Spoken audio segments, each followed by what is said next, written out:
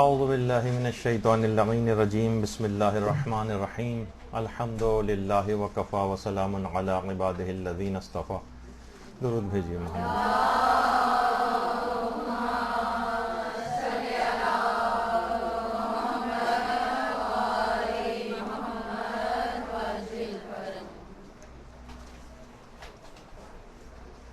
جہاں تک دینی مدارس کا تعلق ہے تو ان کی جو ذمہ داریاں ہیں اس میں نہ صرف احکام بیان کرنا جنہیں فقہی مسائل کہا جاتا ہے، اخلاقیات کو بیان کرنا، عقائد کو بیان کرنا، مختلف انحرافات یا شبہات جو پیدا کیے جاتے ہیں ان کا جواب دینا.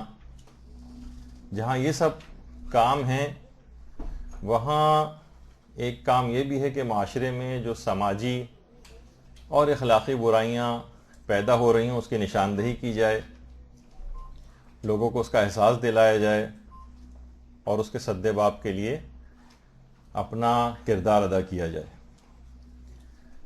اب سے کچھ ہی دنوں کے بعد، آج سے کچھ دنوں کے بعد ایک دن آنے والا ہے کہ جس کو ویلنٹائنس ڈے کہا جاتا ہے، اور یہ پورا دن فسق و فجور، حرام اور بے حیائی کا دن ہے. دیکھیے، یہ جو عمر عزیز ہے یہ بہت قیمتی ہے، اور یہی وجہ ہے کہ حضرت لقمان نے اپنے بیٹے کو جو نصیحتیں کی ہیں اس میں ایک نصیحت یہ بھی تھی کہ بیٹا، دربار خداوندی میں جب تم حاضر ہوں گے تو 4 ضروری چیزوں کا سوال تم سے کیا جائے گا. قیامت کے دن 4 سوال پوچھے جائیں گے. پہلا سوال تو یہ ہوگا کہ تم نے جوانی کو کہاں خرچ کیا، اور دوسرا سوال یہ ہوگا کہ عمر کن کاموں میں گزاری. جوانی کو کہاں خرچ کیا، عمر کن کاموں میں گزاری. اور بعد کے 2 سوال مال سے متعلق ہیں جو ہمارے موضوع سے خارج ہیں. یہ 2 انتہائی اہم سوال ہوں گے، اور آپ خود بتائیے کہ نوجوان وہ کیا بتائیں گے کہ ہم نے جوانی کو کیسے گزارا. وہ یہ کہیں گے کہ جوانی کو ہم نے نامحرموں سے عشق و عاشقی میں گزارا ہے، ہم نے جوانی کو گزارا ہے ٹیکسٹ میسیجنگ کرتے ہوئے، چیٹنگ کرتے ہوئے، ہم نے گزارا ہے پوری جوانی کو فیس بک کے استعمال کرتے ہوئے، نامحرموں سے بات چیت، فضولیات میں وقت کو گزارا. ظاہر ہے کہ وہاں پر غلط بیانی کرنے کا کوئی سوال پیدا نہیں ہوتا، اور جو کوئی جھوٹ اور غلط بیانی کرنا چاہے گا اس کے منہ پر مہرے لگا دی جائیں گے. قرآن کی آیات ہے. تو اصل میں یہ جو عشق مجازی ہے جس کا پروپیگنڈا کیا جا رہا ہے، اور ایسی شد و مت کے ساتھ، جبھی ہم نے بھی اس کو بہت پہلے سے اس کے متعلق بات چیت شروع کر دی ہے، کیونکہ ٹی وی نے بھی اتنی پہلے سے اس کی تیاری اور میڈیا نے شروع کر رکھی ہے کہ لوگوں کو اس میں مبتلا کیا جائے. تو یہ عشق مجازی جو ہے یہ ایک اصل میں عذاب الہی ہے، اور لا یموت فیہا ولا یحیا، یعنی اس طرح کی اس کے اندر صورتحال ہو جاتی ہے کہ نہ انسان جیتا ہے نہ مرتا ہے، اور درمیان میں مبتلا پریشان رہتا ہے، اور زندگی اس کی ایک مختل ہو کر رہ جاتی. اور کہا جاتا ہے، علماء یہ بات بیان فرماتے ہیں کہ اللہ سے سب سے زیادہ دور کرنے والا عمل عشق مجازی، یعنی کوئی بھی چیز اللہ کو اتنا زیادہ اپنے بندے سے دور نہیں کرتی جتنا کہ یہ مرض اگر کسی کے اندر پیدا ہو جائے. اس طرح جو شکاری اگر کسی چڑیا کا شکار کرنا چاہتا ہے تو بظاہر اس کے سامنے دانہ ڈالا جاتا ہے، اور یا مثلا یہ کیا جاتا ہے، بہت سارے شکاری یہ بھی کرتے ہیں کہ کسی بھی طریقے سے اس کے پروں میں پرندے کی گوند لگا دیتے ہیں، گلیو ٹائپ کی چیز، جس سے اڑ نہیں پاتا اور آسانی سے شکار کر لیا جاتا ہے. تو شیطان بھی جب یہ دیکھتا ہے کہ یہ مومن اللہ کا راستہ آسانی سے طے کر رہا ہے، اور خاص طور پہ نوجوان اپنے آپ کو یہ نہ سوچیں گے بھائی نوجوانی میں تو سب کچھ ہو جاتا ہے. امام خمینی کہا کرتے تھے کہ جوانوں میں گناہ سے بچنے کی طاقت بوڑھوں سے زیادہ ہوتی. تو شیطان جب یہ دیکھتا ہے کہ یہ تیزی سے اللہ کا راستہ طے کر رہا ہے تو وہ اللہ سے دور کرنے کے لیے اس کو اس بیماری میں مبتلا کر دیتا ہے. اور یہی وجہ ہے کہ اس کو عذاب یوں کہا گیا کہ امام صادق سے علیہ السلام سے جب یہ پوچھا گیا صلی اللہ علیہ محمد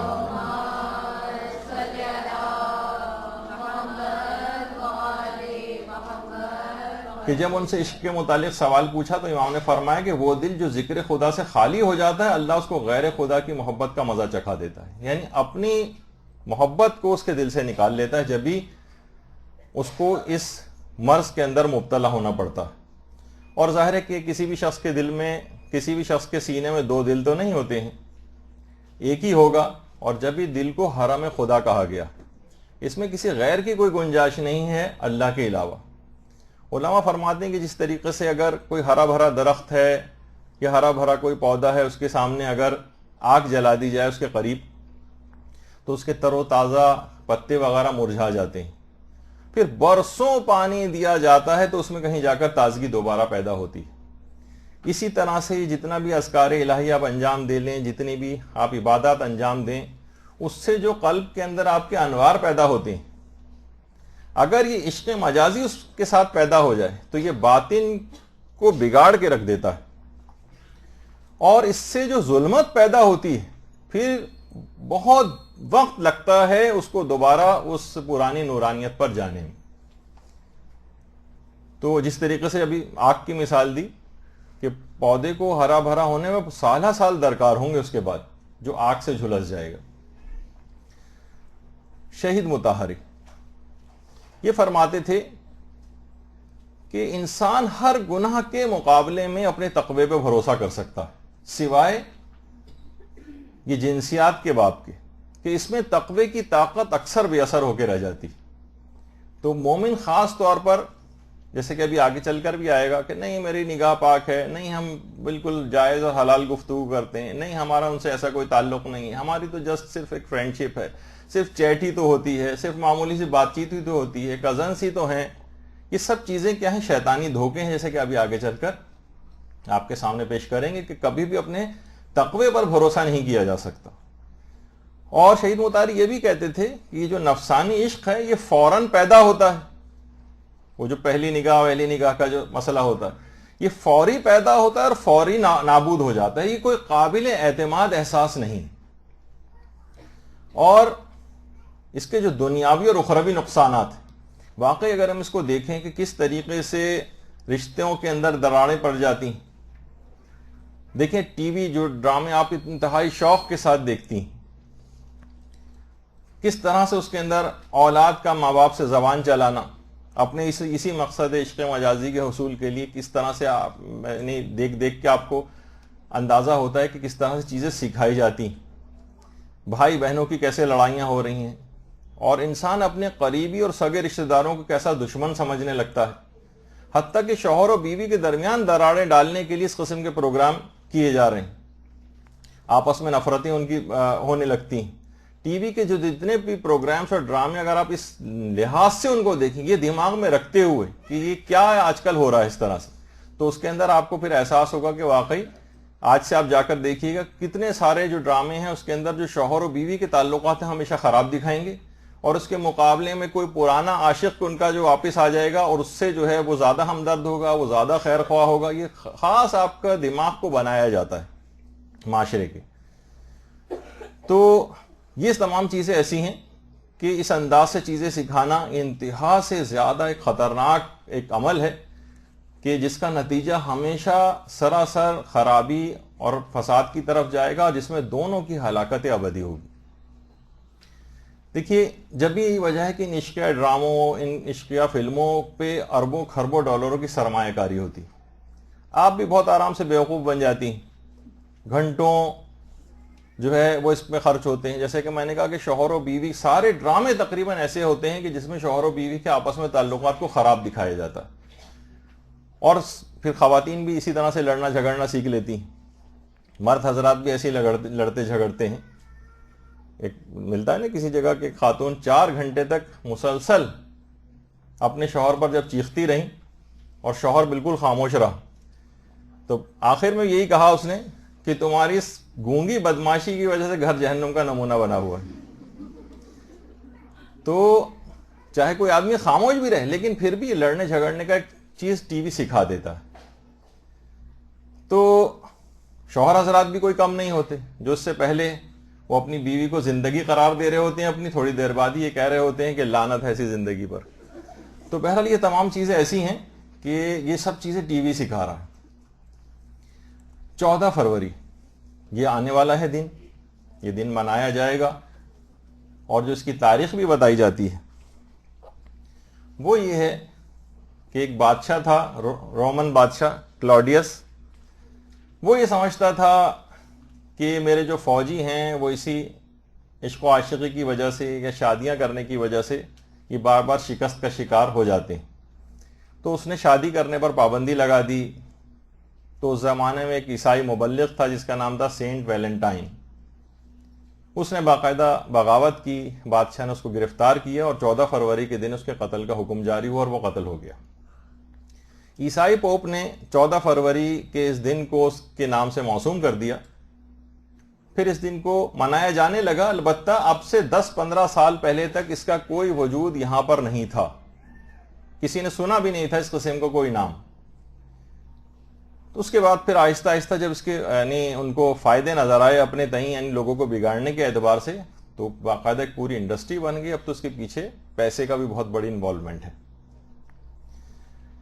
چلیں, ان کا ایک دن تھا, عیسائیوں کا ایک دن تھا, انہوں نے جو بھی منایا. آپ اس دن کو کیوں منا رہے ہیں, یہ ہے سوال.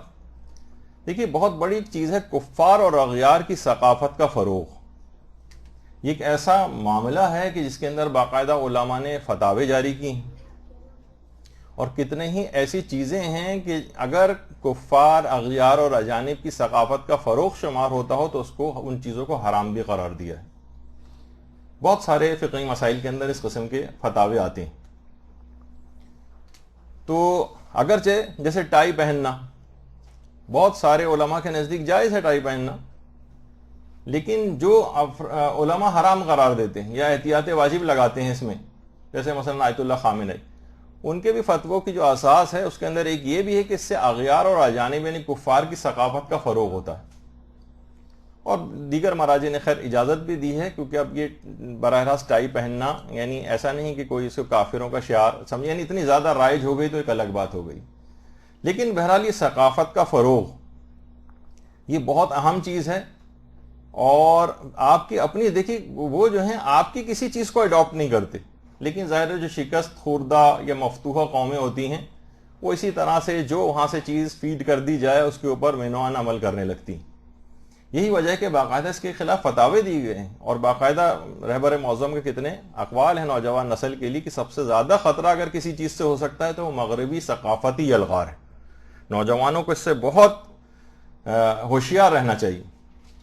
یہی وجہ ہے کہ وہ افراد کے جو آج کل یہ بھی مثلا شوہر و بیوی ہی کہنے لگتے ہیں کہ ٹھیک ہے ہم ہمارے درمیان تو کوئی ایسے برائی والا رشتہ نہیں ہے نا کہ جس طریقے سے عام نامحرموں کا ہوتا ہے, تو ہم اگر ایک دوسرے کو کیک دیں یا لیں اور اس طرح سے اس دن منائیں تو بہرحال ایک لحاظ سے آپ نے پارٹ تو پلے کیا نا اس کے اندر, آپ نے ان کی جو ثقافت تھی اس کے دن کو اس انداز سے منایا. تو ٹھیک ہے اگر آپ کو اتنا ہی اس کا اظہار مقصود ہے تو اس سے ہٹ کر کسی اور دن ایسا یہ والا کام کر لیں, تاکہ کم سے کم ان کے ساتھ اس عمل میں کوئی مشابہت نہ ہو. اس کے اندر کوئی بھی, بہت سارے لوگ اس کے اندر ذرا پاکیزہ قسم کی نیتیں لے کر آتے ہیں جو بہت ہی شاذ اور بہت ہی نادر ہیں, جو کہ اس میں عموماً ایسا ہوتا نہیں ہے. تو بہرحال یہ تمام چیزیں ایسی ہیں کہ انسان کو واقعی اپنے آپ کو سمجھنا چاہیے ایک مومن اور مومنہ کو کہ اس کا مقام کیا ہے. جو لوگ پڑھا دیں یہ نہیں, جیسے شہید مطہری نے کہا کہ اپنی بات پہ اگر انسان اپنے دل سے کوئی عمل کرنے لگے تو خود پسندی, اور لوگوں کی باتوں پر چلنے لگے تو یہ بت پرستی, اور خدا کی بات پر چلنا یہ حق پرستی. تو ان لوگوں کی باتوں پہ نہ چلیں کہ جو فیڈ کر دی گئی آپ کو بس آپ نے نہ اس کو ان کی پیروی کرنا شروع کر دی. اپنا دماغ بھی استعمال کریں کہ اس دن کو ہم کیوں منا رہے ہیں, اس دن کی کیا تاریخ ہے.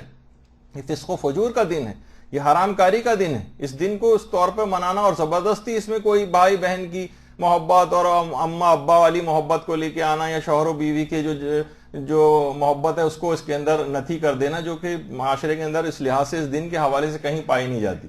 تو ایک شیطانی دھوکہ ہے جس کو یہ قرار دیا جاتا ہے. دیکھیے خود اتنا سمجھنا چاہیے کہ مومن کو، ایک نوجوان جو ہو خاص طور پر مومن یا مومنہ، اپنے مقام کو پہچانے. اتنا عظیم مقام ہے کہ جہاں سے روایات میں ہے کہ جہاں سے کوئی مومن یا مومنہ گزرتا ہے، ظاہر ہے کوئی جگہ ایسی نہیں ہے جو فرشتوں سے خالی ہو. فرشتے اس کی تعظیم میں کھڑے ہو جاتے ہیں جہاں سے مومن یا مومنہ گزر رہا ہوتا. تو آپ خود سوچیے، آپ پہچانیے کہ آپ خود کو کہاں ضائع کر رہے ہیں. یعنی اللہ کے ہوتے ہوئے غیر اللہ پر فریفتہ ہونا یہ سخت بے ادبی ہے. ایسا ہی جیسے کوئی سورج کے ہوتے ہوئے موم بتی سے کی روشنی سے جو ہے وہ گزارا کرے، یہ سورج کی توہین ہے اس کے اندر. دیکھیے چمگادڑ کے متعلق کہا جاتا ہے کہ جو کہ اندھیروں میں الٹی لٹکی ہوتی ہے، اس کو آفتاب دشمنی کی سزا ملتی کہ اس طرح سے اندھیروں میں لٹکی ہوئی. یہ مومن، یہ باز شاہی، اسے کیا ہو گیا ہے کہ یہ چمگادڑوں کی طرح سے اندھیروں کا عاشق بنا ہوا ہے. مومن کا دل جس کے اندر صرف اور صرف پروردگار رہنا چاہیے. اور شیخ رجب علی خیاط کا جملہ جو آغا علی شہرینی اپنی کتاب کیمیائے سعادت میں جو ان کے متعلق لکھی ہے کہ آغا رجب علی خیاط کہتے تھے کہ امیر المومنین سے جب یہ سوال کیا گیا کہ مولا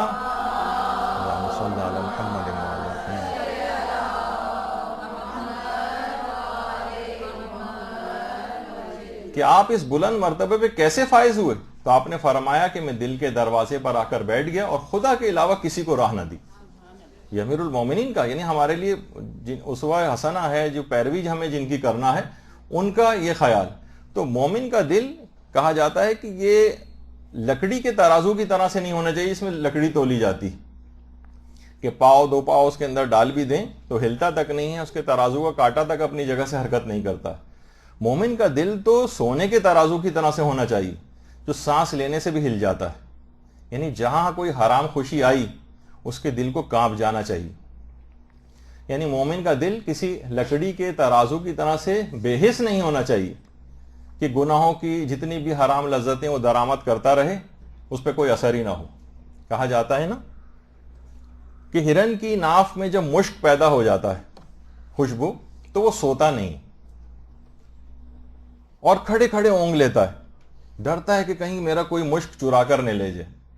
اسی طریقے سے کوئی مومن جس کے پاس دولت ایمان، اسے بھی اتنا ہی چوکنا رہنا چاہیے کہ کوئی نامحرم اسے چرا کر نہ لے جائے جو اس کے دل کے اندر ایمان پایا جاتا ہے. اور جس کسی کو بھی اپنے قلب کی اور نظر کی پاسبانی کی توفیق نہ ملے، سمجھ جائیے کہ اس کے دل کو ایمان کا مشک عطا ہی نہیں ہوا. یہ علماء کے جملے. اسی وجہ سے پروردگار عالم نے نامحرموں پر کے سلسلے میں حفاظت نظر کا حکم دیا.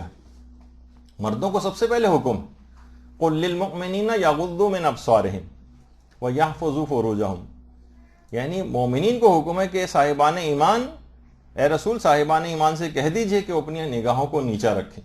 یعنی پہلے مردوں کو حکم ہے، اس کے بعد پھر یہ حکم عورتوں کے لیے آیا وقل للمؤمنات یغضضن من ابصارہن ویحفظن فروجہن، کہ اپنی نگاہوں کی، اور صاحبان ایمان عورتوں سے بھی کہہ دیجئے، یہ خالی مردوں کے لحاظ سے ذمہ داری نہیں، عورتوں کو بھی کہہ دیجئے کہ اپنی نگاہوں کو نیچا رکھیں. اور دیکھیے اتنی زیادہ اس کی اہمیت ہے، خاص طور پر یعنی شوہردار خواتین یا جو اس طرح سے معاشرے کے اندر پھرتی ہیں، ان حرام نگاہ ڈالنے کا انجام بتایا گیا ہے کہ پروردگار کا ارشاد ہے کہ اے داؤد، جو حضرت داؤد پہ وحی کی تھی کہ کچھ بندے ایسے ہیں جن کی نماز کو میں ان کے منہ پر دے مارتا ہوں، نہ میں ان کی آواز سنتا ہوں، نہ مجھے ان کی کوئی فکر. اور اے داؤد جانتے ہو کہ وہ لوگ کون ہیں؟ یہ وہ لوگ ہیں جو دوسروں کی بیویوں کو شہوت سے دیکھتے ہیں.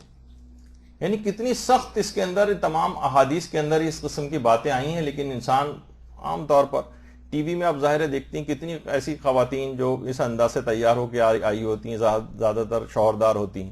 اسی طریقے سے مردوں کا بھی حساب کتاب ہوتا ہے، جو شوہردار ہوں نہ ہوں، دونوں صورتوں میں حرام نگاہ ڈالنا تو حرام ہی ہے، لیکن اس حد تک یعنی اس کی مذمت کے پروردگار کہتا ہے مجھے پھر ان کی کوئی پرواہ ہی نہیں. یعنی گویا اگر جہنم میں جا رہے ہیں تو جائیں، میں اپنی نگاہ التفات ان کے اوپر سے ہٹا لیتا ہوں جو اس قسم کے گناہوں کے اندر مبتلا ہوتے ہیں. دیکھیے علماء یہ بھی فرماتے ہیں کہ دیکھیے پروردگار نے جتنے بھی احکامات دیے، زیادہ تر احکامات براہ راست ہیں. اقیموا الصلاۃ، نماز قائم کرو. روزہ رکھنے کا بھی حکم اسی طرح سے ہے. تمام احکامات براہ راست ہیں. لیکن جب نامحرم پر نگاہ ڈالنے کی باری آئی تو کہا قل للمؤمنین یا قل للمؤمنات، اے رسول آپ کہہ دیجئے صاحبان ایمان سے، اے رسول آپ کہہ دیجئے ان صاحبان ایمان عورتوں سے کہ اپنی نگاہوں کو نیچا رکھیں۔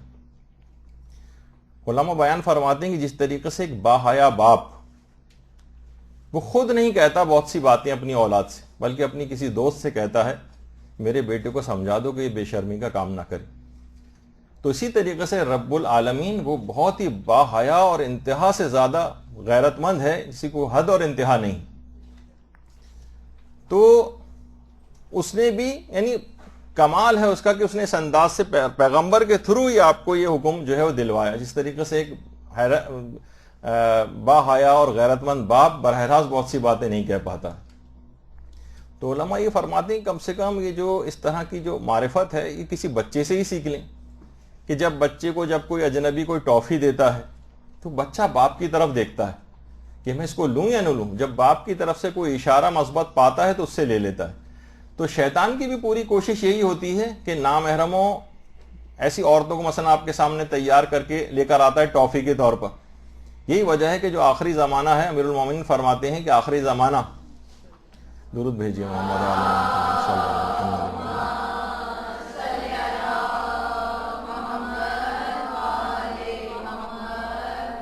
کہ آخری زمانہ بدترین زمانہ ہوگا، اور ایسی عورتیں ظاہر ہوں گی جو اپنے آپ کو طرح طرح کی آرائش میں مصروف رکھیں گی، عریانیت میں مبتلا ہوں گی، دین سے بالکل بے بہرہ ہوں گی، فتنوں میں داخل ہونے والی ہوں گی، خواہشات کی طرف مائل ہوں گی، لذتوں کی طرف راغب ہوں گی، حرام چیزوں کو حلال کرنے والی ہوں گی، جبکہ وہ جہنم میں ہمیشہ رہنے والی ہوں گی، من لا یحذر الفقی کی روایت۔ تو شیطان اس طریقے سے سجا بنا کر، جس طریقے سے کوئی اجنبی کوئی ٹافی لا کر دیتا ہے، بالکل اسی طریقے سے تو یہ والی معرفت آپ بچے سے پیدا کریں کہ جب بھی کبھی اس قسم کی کوئی صورت نظر آئے تو فوراً جس طرح بچہ باپ کی طرف دیکھنے لگتا ہے، اسی طریقے سے مومن پروردگار عالم کی طرف دیکھے کہ پروردگار کیا حکم ہے، وہاں سے پھر یہی جواب آئے گا کہ قل للمؤمنین یغضوا من ابصارہم، وہ پہلے سے حکم آ چکا کہ اپنی نگاہوں کو نیچا کرو۔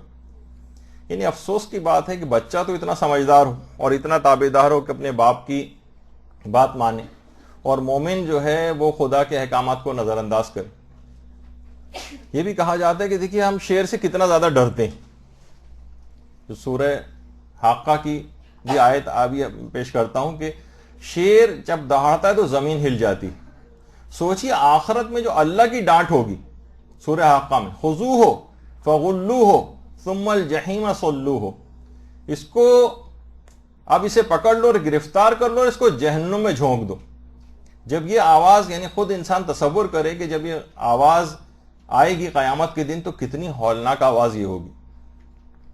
آج ہم دیکھتے ہیں کہ نفس کے مزے کے لیے سانڈ کی طرح سے ہر کھیت کے اندر جو ہے وہ منہ مارتے لوگ پھرتے ہیں، دن رات جو ہے چاہے اندر ہوں باہر ہوں، گھر میں ٹی وی کے سامنے بیٹھے ہوں، انٹرنیٹ پہ بیٹھے ہوں، ہزاروں نامحرموں کو ہر وقت بری نگاہوں سے دیکھا جاتا ہے، انجام کی کوئی فکر ہی نہیں۔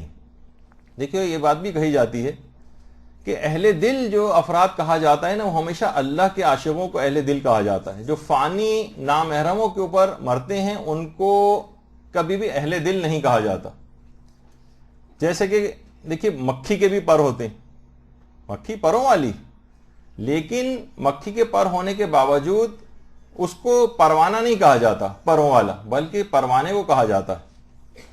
مکھی کے پروں کو کبھی کسی نے پر والا تسلیم نہیں کیا کیونکہ غلاظت پر ہمیشہ گرتی ہے، غلاظت کے اوپر فدا ہوتی، لیکن پروانہ ہمیشہ شمع کے اوپر اپنے آپ کو اپنے سے بہت برتر چیز کے اوپر قربان کرتا، اس وجہ سے اس کو پروں والا کہا جاتا ہے۔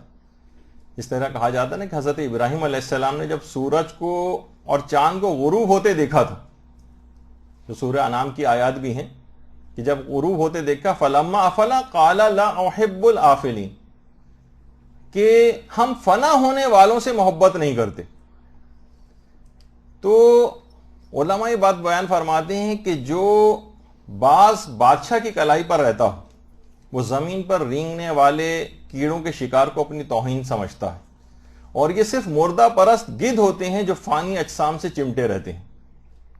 مومن کو کہا جاتا ہے، مومن ہو یا مومنہ ہو، یہ شہباز معنوی، یہ دین کی شکارگاہ میں حضرت ابراہیم کی طرح سے لا احب العافلین کا نعرہ بلند کرتا ہے کہ ہم اللہ کے سوا کسی نامحرم کو اپنے دل میں جگہ دینے والے نہیں، اور وہ ثابت کر دیتا ہے کہ وہ فانی سے نہیں بلکہ باقی سے محبت کرتا ہے۔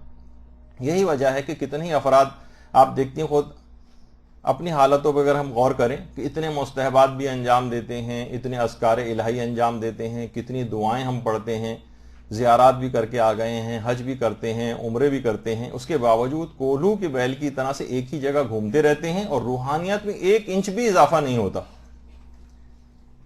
اس کی وجہ یہی ہے کہ ہم نے اپنے آپ کو جو نورانیت پیدا ہوتی ہے مسلسل ٹی وی کے ذریعے، دیگر چیزوں کے ذریعے اس کو مسلسل ضائع کرتے رہتے ہیں۔ جس طریقے سے آپ پانی کی ٹنکی کو فل کتنا ہی موٹر چلا چلا کے کر لیں، لیکن اگر سارے نل آپ نے کھول رکھے ہیں گھر کے تو سارا نکاسی ہو جائے گی اور نتیجتاً ٹنکی ہمیشہ خالی ملے گی۔ تو یہی ہمارے ساتھ مسئلہ یہ ہوتا ہے کہ جتنا بھی تقویٰ رمضان میں حاصل ہوتا ہے، محرموں میں حاصل ہوتا ہے، اذکار و دعاؤں سے حاصل ہوتا ہے، ساری چیزیں ہم نے کھول کے رکھی ہوئی ہیں۔ اے سی کتنے بھی آپ چلا لیں اور سارے کھڑکیاں دروازے کھول دیں، کبھی کمرہ ٹھنڈا نہیں ہوگا۔ تو یہی وجہ ہم لوگوں کے تقوی کے ساتھ بھی ہو گئی ہے کہ اتنا کچھ کرنے کے باوجود بھی 1 انچ اضافہ روحانیت میں محسوس نہیں ہوتا، بلکہ پہلے سے کہیں زیادہ پیچھے کی طرف گیا ہوا محسوس کرتے ہیں۔ تو دیکھیے وہی والا مسئلہ ہے مومن کا، وہ جو علامہ اقبال بھی کہتے تھے نا کہ وہ فریب خوردہ شاہین جو پلا ہو کرگسوں میں، اسے کیا پتا کہ کیا ہے رہ و رسم شہبازی۔ یعنی ٹھیک ہے مومن شہباز معنوی ہے، لیکن اس کی پرورش ہو رہی ہے گدھوں کے ساتھ۔ اسے کیا پتا کہ مثلا جو شہباز ہوتا ہے اس کا کیا مقام ہوتا ہے، اس کا طریقہ کار کیا ہوتا ہے۔ تو یہ مومن بھی ان خراب ماحول اور معاشروں میں رہ کے انہی جیسا بن گیا۔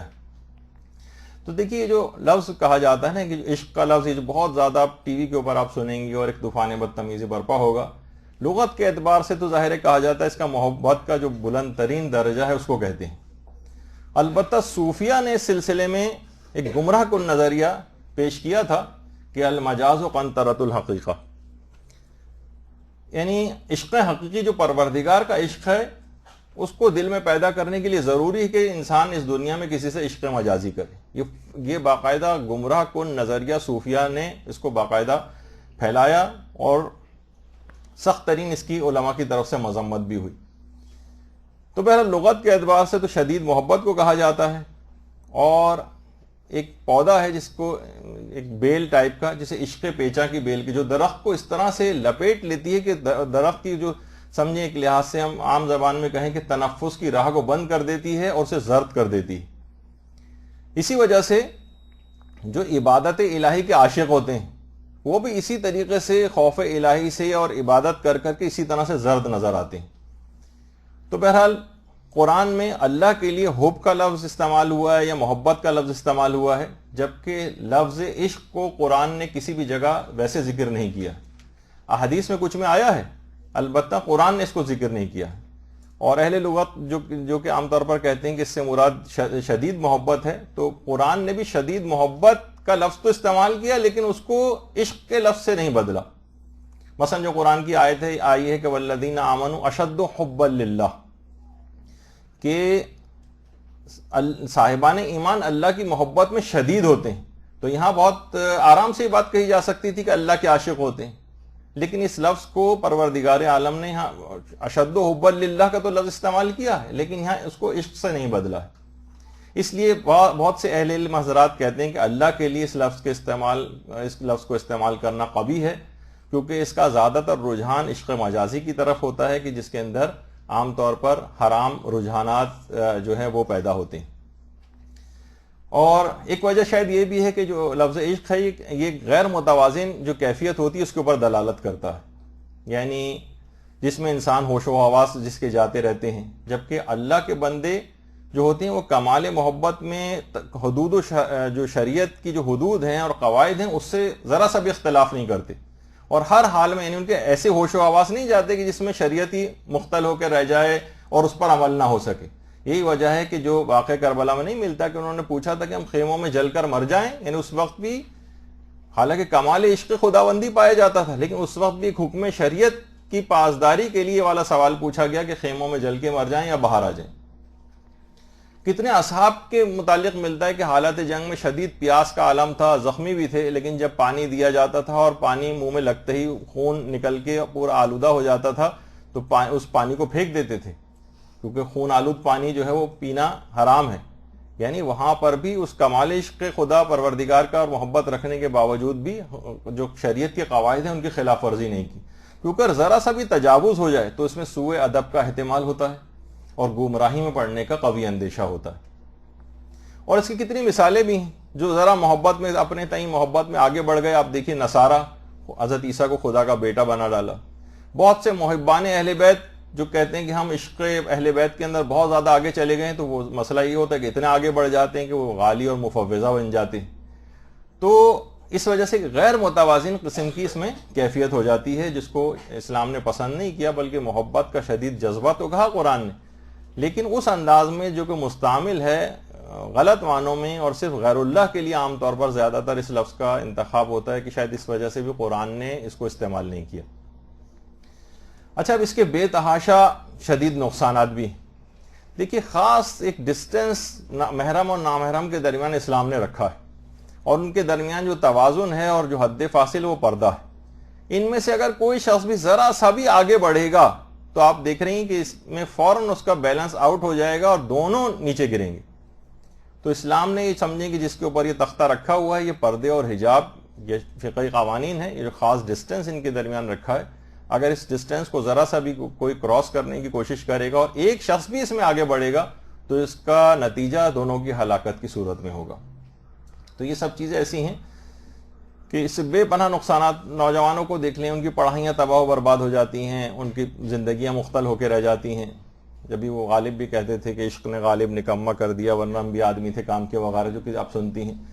تو بہرحال ایک مومن کی شان کے خلاف ہے کہ وہ اس طرح سے ان عشق مجازی وغیرہ کے چکروں کے اندر اپنے وقت کو ضائع کرے. دیکھیے، اسلام میں ایک حکم ہے جس کو کہا جاتا ہے منافی و مروت کام. اسلام منافی و مروت کاموں سے پرہیز کی ہدایت کرتا ہے. اس پہ پورا ایک الگ سے 2.5-3 گھنٹے کا لیکچر جو ہے وہ ہونا چاہیے کہ منافی و مروت کام کون کون سے ہوتے ہیں. یعنی وہ کام نہ حرام ہوتے ہیں، نہ وہ کام مکروہ ہوتے ہیں، البتہ وہ کام ایک مومن کی شان کے خلاف ضرور ہوتے ہیں. جیسے مثال عام طور پہ دی جاتی ہے کہ عالم دین ہے، امامہ ابا قبا پہن کے جا رہا ہے اور کہیں ٹھیلے پہ سے چھولے خرید کے اور اکڑ بیٹھ کے کہیں کھا رہا ہو تو حرام تو نہیں، مکروہ بھی نہیں ہے کسی جگہ لکھا ہوا، لیکن لوگ ہنسیں گے، لوگ کہیں گے تو ان کی شان کے خلاف ہے، انہیں ایسا کام نہیں کرنا چاہیے. مثلا مجھے کسی جگہ آپ دیکھیں گے میں ٹھیلے پہ کھڑے ہو کے کہیں گولا گنڈا مثلا خرید کے کھا رہا ہوں، تو آپ کو جو ہے تھوڑا سا کہ ہمیں پڑھانے آتے ہیں یہ بڑے ٹھیک ہے، کوئی آپ ان سے پوچھیں گے حرام ہے کیا، مکروہ ہے؟ نہیں، حرام مکروہ نہیں ہے، لیکن ان کی شان نہیں تھی کہ کسی جگہ پڑھاتے ہوں دینی کوئی چیزیں تو یہ اس طرح سے کھڑے ہو کر کھائیں. جب بھی کہا جاتا ہے کہ دیکھیے جو عرفی گناہ ہیں یہ شرعی گناہ سے زیادہ خطرناک سمجھے جاتے ہیں. مثلا آپ دیکھتی ہیں عام لوگوں کے اندر بھی کہ مثلا اگر کوئی لڑکا گانے سن رہا ہو گھر میں، کوئی برا نہیں مانتا، ٹھیک ہے گانے سن رہا ہے، لیکن وہی لڑکا اگر سگریٹ پیتا نظر آئے باپ جو ہے پکڑ کے مارتا ہے اس کو. دیکھا ایک لحاظ سے دیکھا جائے، اب اس کی فقہی بحث میں نہیں جا رہا، عموماً عام طور پر مراجع آپ دیکھتے ہیں کہ بہت سے مجتہدین بھی جو ہے وہ اگر سگریٹ پیتے ہیں وہ ایک الگ اس پہ ایک فقہی مسائل ہیں، تو ایک لحاظ سے عام ماحول اور معاشرے میں اس کو کوئی حرام بھی نہیں سمجھا جاتا، نہ مکروہ سمجھا جاتا ہے، لیکن اس کے باوجود بھی سگریٹ پینے پہ پٹائی ہوگی. گانا جو صریحاً حرام ہے اس پہ کسی پہ جو بھی نہیں رنگتی، کیونکہ یہ عرفاً اتنا زیادہ چیز مثلا اس انداز سے رائج ہو گئی. کوئی لڑکی مثلا بے پردہ گھومے کچھ بھی نہیں ہوتا، ماں کچھ اس کو نہیں کہتی، لیکن وہی بیٹی اگر چپل سمیت مثلا صوفے کے اوپر چڑھ کے کھڑی ہو جائے فوراً ماں اس کو مارنے کے لیے آ جاتی. تو دیکھیے بہت ساری ایسی چیزیں. تو مومن کو بھی یہی ہوتا ہے کہ اس کے لیے حکم ہے کہ جو اس کی جو شایان شان کام نہ ہو، جو منافی و مروت سمجھے جائیں، ان کو اس کام کو نہیں کرنا چاہیے. تو نامحرموں کے جو عاشق ہوتے ہیں، دیکھیے ہمیشہ یہ اپنے ساتھ ایک بدنامی ضرور لے کر آتا ہے. عاشق جو ہے مار بھی کھاتا ہے، بعض اوقات آپ نے دیکھا ہوگا قتل بھی ہو جاتا ہے. تو یہ بظاہر آپ کو یہ ایسا نظر آتا ہے کہ ہارٹ کی شیپ کا، لیکن اصل میں ایک پھندا ہے کہ جس کے اندر ہی گرفتار ہونے جا رہا ہے. تو دنیا دیکھیے اس کو معیوب سمجھ رہی ہے، یہ مثلا بیٹھا ہوا ایس ایم ایس کر رہا ہے، سب گھر والے دیکھ رہے ہیں، اس کے خطوط پکڑے جا رہے ہیں، اس کی ای میلز پکڑی جا رہی ہیں، اس کی عزت نفس مجروح ہو رہی ہے، برا بھلا اسے کہا جا رہا ہے، لیکن وہی کہ سر عاشقی سلامت اور کچھ برا نہ مانا جو آپ سنتی ہیں. تو یہی اس نوجوان کے ساتھ بھی ہوتا ہے. اور یہی نوجوان ابھی تک جو اس انداز سے کام کر رہا ہوتا ہے، لیکن جب کبھی اپنی بہن کو اس قسم کے کاموں میں مبتلا دیکھتا ہے تو فوراً جوش و جذبات اور غیظ و غضب میں بھر جاتا ہے، وہ اس کے خلاف جو ہے اس کے اوپر پابندیاں لگانے لگتا ہے۔ اور تو اب ہم یہ دیکھتے ہیں کہ جو یہ افراد جو ہیں اپنی عزتوں سے بالکل بے بہرا ہو جاتے ہیں، اور اپنے ساتھ اس کے ساتھ اتنے زیادہ منسلک گناہان کبیرہ ہیں، یعنی اگر آپ دیکھیں کہ اتنا سخت یہ خود غرض قسم کا شخص بن جاتا ہے کہ یہ اپنے ماں باپ کو بے انتہا تکلیفیں پہنچاتا ہے۔ لڑکوں کا آپ دیکھیں کیسی بد کلامیاں اس سلسلے میں کرتے ہیں والدین سے، لڑکیاں کیسی کیسی زبانیں اس کے اندر چلاتی ہیں۔ یعنی یہ کون سی آپ کو ایسی محبت ہو گئی ہے، جمعہ آپ کو جو ہے وہ 8 دن ہوئے ہیں کہ جو حقیقی محبت کرنے والے والدین ہیں ان سے اتنا برا سلوک آپ نے کرنا شروع کر دیا، یعنی ان کو اپنے دشمن سمجھنا شروع کر دیا، اور اس شیطانی نفسانی خواہشات کے مقابلے میں آپ نے والدین کی عزت کو پائمال کرنا شروع کر دیا۔ یہ اصل میں عشق نہیں ہے، یہ فسق ہے، یہ فجور ہے، یہ بے حیائی ہے، یہ گناہ ہے، یہ ایک عذاب ہے کہ جس کے اندر آپ اس وقت مبتلا ہیں۔ یعنی جو شخص بھی اس کے اندر مبتلا وہ سمجھ جائے کہ اب شیطان اس سے کیا کیا گناہ کبیرہ نہیں کروائے گا۔ اور یہ بھی دیکھا جاتا ہے کہ عام طور پر یہ شخص جو ہوتا ہے یہ سخت قسم کا خودغرض اور انفرادیت پسند بن جاتا ہے، چاہے وہ لڑکا ہو چاہے کوئی لڑکی ہو، سخت قسم کا انفرادیت پسند، یہ صرف اور صرف بس اپنے اندر مگن ہو جاتا ہے۔ اسے اجتماعی کاموں سے یہ آپ کو گریز کرتا ہوا نظر آئے گا، کسی دینی مقصد کے اندر جو ہے آپ کو کہیں کوئی کام کرتا ہوا نظر نہیں آئے گا۔ اسے بس اپنے مقصد کا حصول چاہیے، بس چاہے کتنے ہی خاندان تباہ و برباد ہو جائیں، والدین کتنے ہی ناراض ہو جائیں، باپ کی کتنی طبیعت خراب ہو جائے۔ حتیٰ کہ یہ تمام افراد جو ہم دیکھتے ہیں کہ حقوق اللہ کے تارک بھی ہو جاتے ہیں اور حقوق العباد کے تارک بھی ہو جاتے ہیں، یعنی یہ دونوں چیزوں کے اندر شیطان ان کو اس طرح سے جو ہے وہ مبتلا کرتا ہے۔ تو یہ نہ کسی آداب و رسومات کے پھر پابند رہتے ہیں جو شریعت کے، نہ احکامات شریعت کے کوئی پابند آپ کو نظر آتے ہیں، ہر ایک سے یہ بدظن بدگمانیاں پیدا کرتے ہیں، ہر شخص کو اپنے جو بھی ان کے مقابلے میں ان کو سمجھانے کی کوشش کرتا ہے اس کو اپنا دشمن سمجھتے ہیں۔ ان کو آپ لاکھ فتاوے دکھائیں کہ دیکھیے مجتہدین نے فرمائے کہ اس طرح سے تمہارا اقدامات ہی کرنے جائز نہیں ہے، ان کی بات نہیں مانے گا، انہیں آپ حدیثیں ساری دکھاتے رہیں ان کی حدیثیں نہیں سنے گا، مکمل شیطان کے چنگل میں یہ گرفتار ہو جاتا ہے، جس کے دل میں بھی عشق مجازی چیز پیدا ہوتی۔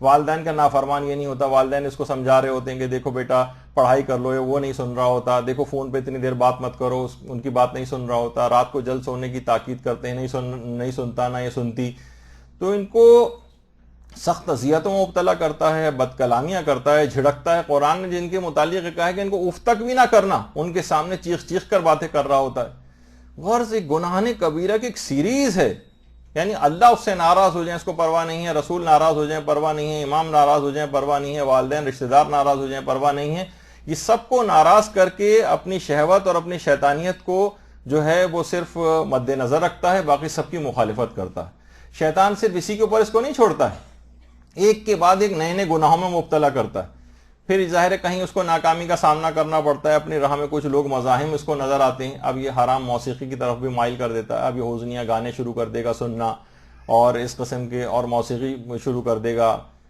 اسی کے اندر اگر اس کو آزادی مل جائے، تھوڑی سی اپورچونیٹیز اس کے پاس اس انداز کی آ جائیں تو مثلا نامحرم کو ہاتھ بھی لگائے گا، بڑے بڑے اس کے بعد گناہوں کے اندر مبتلا ہوگا، حتیٰ کہ زناکاری کی حد تک بھی جو معاملہ چلا جاتا ہے، جو کہ آج کل یہ جو کتنی زیادہ اموات ہو رہی ہیں اس کا سبب یہی روایات کے اندر بتایا گیا ہے۔ اس کے بعد ناجائز اولادیں، پھر ان کا قتل، یعنی کہاں تک یہ سلسلہ جاتا ہے، جس کو جتنے مواقع ملتے جاتے ہیں شیطان اس میں مبتلا کرتا جاتا ہے، قتل کی حد تک نوبت آ جاتی، خاندانی عزتوں کے جو جنازے جو ہے وہ غیرتوں کے جنازے نکل جاتے ہیں۔